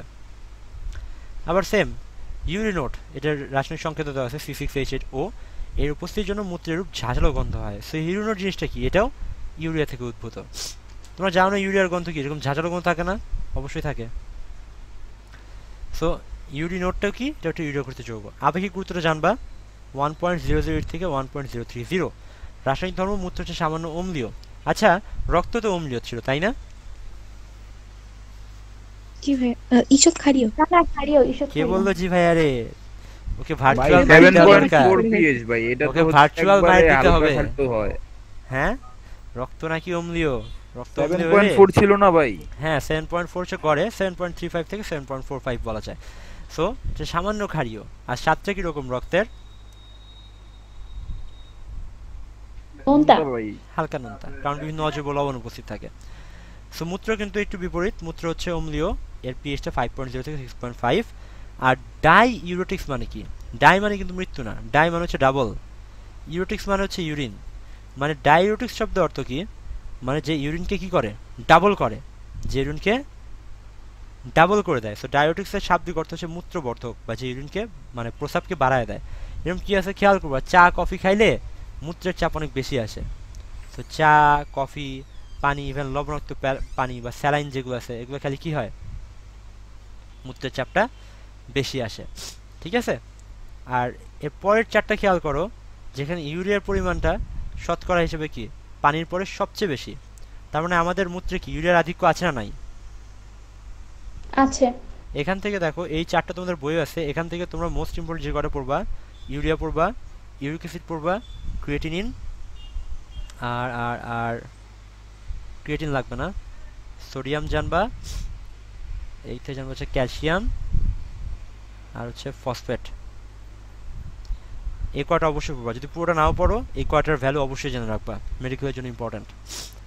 তাহলে দেখো যেটা বললাম যে পানির পরে সবচেয়ে বেশি পরিমাণে কি আছে, ইউরিয়া, তাই না? সো ইউরিয়া যদি বেশি থাকে এগুলোকে বলা হয় ইউরিওটেলিজম। ইউরিওটেলিজম মানে কি, মূত্রে ইউরিয়া বেশি আছে। আর আমাদের মানুষও আমরা সেম ক্যাটাগরিতে পড়ি, আমাদের মূত্রে ইউরিয়া বেশি আছে, তাই আমাদেরকে বলা হয় ইউরিওটেলিক প্রাণী। কি বলা হয়? ইউরিওটেলিক। আর ইউরিয়া বেশি থাকে বলা হয় ইউরিওটেলিজম। দুটো পার্থক্য শব্দগুলো দেখে নিও, এটা হচ্ছে ইউরিওটেলিক আর হচ্ছে ইউরিওটেলিজম। ঘটনাকে বলা হচ্ছে ইউরিওটেলিজম আর প্রাণীদেরকে বলা হচ্ছে ইউরিওটেলিক। আশা করি তোমাদের মনে থাকবে। আচ্ছা, এখানে একটা প্রশ্ন, যে ডাইউরেটিক্স মানে কি, যে ইউরিনটা কি করে দেয়, ডাবল করে দেয়, বাড়াই দাও, দ্বিগুণ করে। আমরা যদি বলি যে অ্যান্টি ডাইউরেটিক, তাহলে এর অর্থটা কি দাঁড়াবে বলো তো? অর্ধেক করে দেয়। অ্যান্টি মানে কি, ভাইরাসের এগেইনস্টে যে কাজ করে তার নাম কি, অ্যান্টিভাইরাস। অ্যান্টি মানে কি, ডাবল হতে দেয় না। ভেরি গুড, মানে ডাবল দেয় মানে কি, উল্টে আরো কমায় দেয়। সো অ্যান্টি ডাইউরেটিক যদি আমি কোনো কিছু বলি সেটার কাজ কি হবে, মূত্রের পরিমাণ বাড়ানো না কমানো, কমানো। তাই না? সো এডিএইচটাকে আমরা যে এডিএইচ বলি, অ্যান্টি ডাইউরেটিক হরমোন, ওটার কাজও কিন্তু কি মূত্রের পরিমাণটা কমানো। মানে এডিএইচ যদি বেশি হয় মূত্রের পরিমাণ কি হবে, কমে যাবে। ঠিক আছে? এটা একটু মনে রাখো, এটা আমরা নেক্সট ক্লাসে যখন আমরা অসমো রেগুলেশন পড়বো আমরা দেখাই দিব এটা, ঠিক আছে? আজকে ক্লাসটা এখানেই শেষ করি, কি বলো? জি ভাই। বেশি হয়ে যাচ্ছে আচ্ছা বোধহয়। ভাইয়া।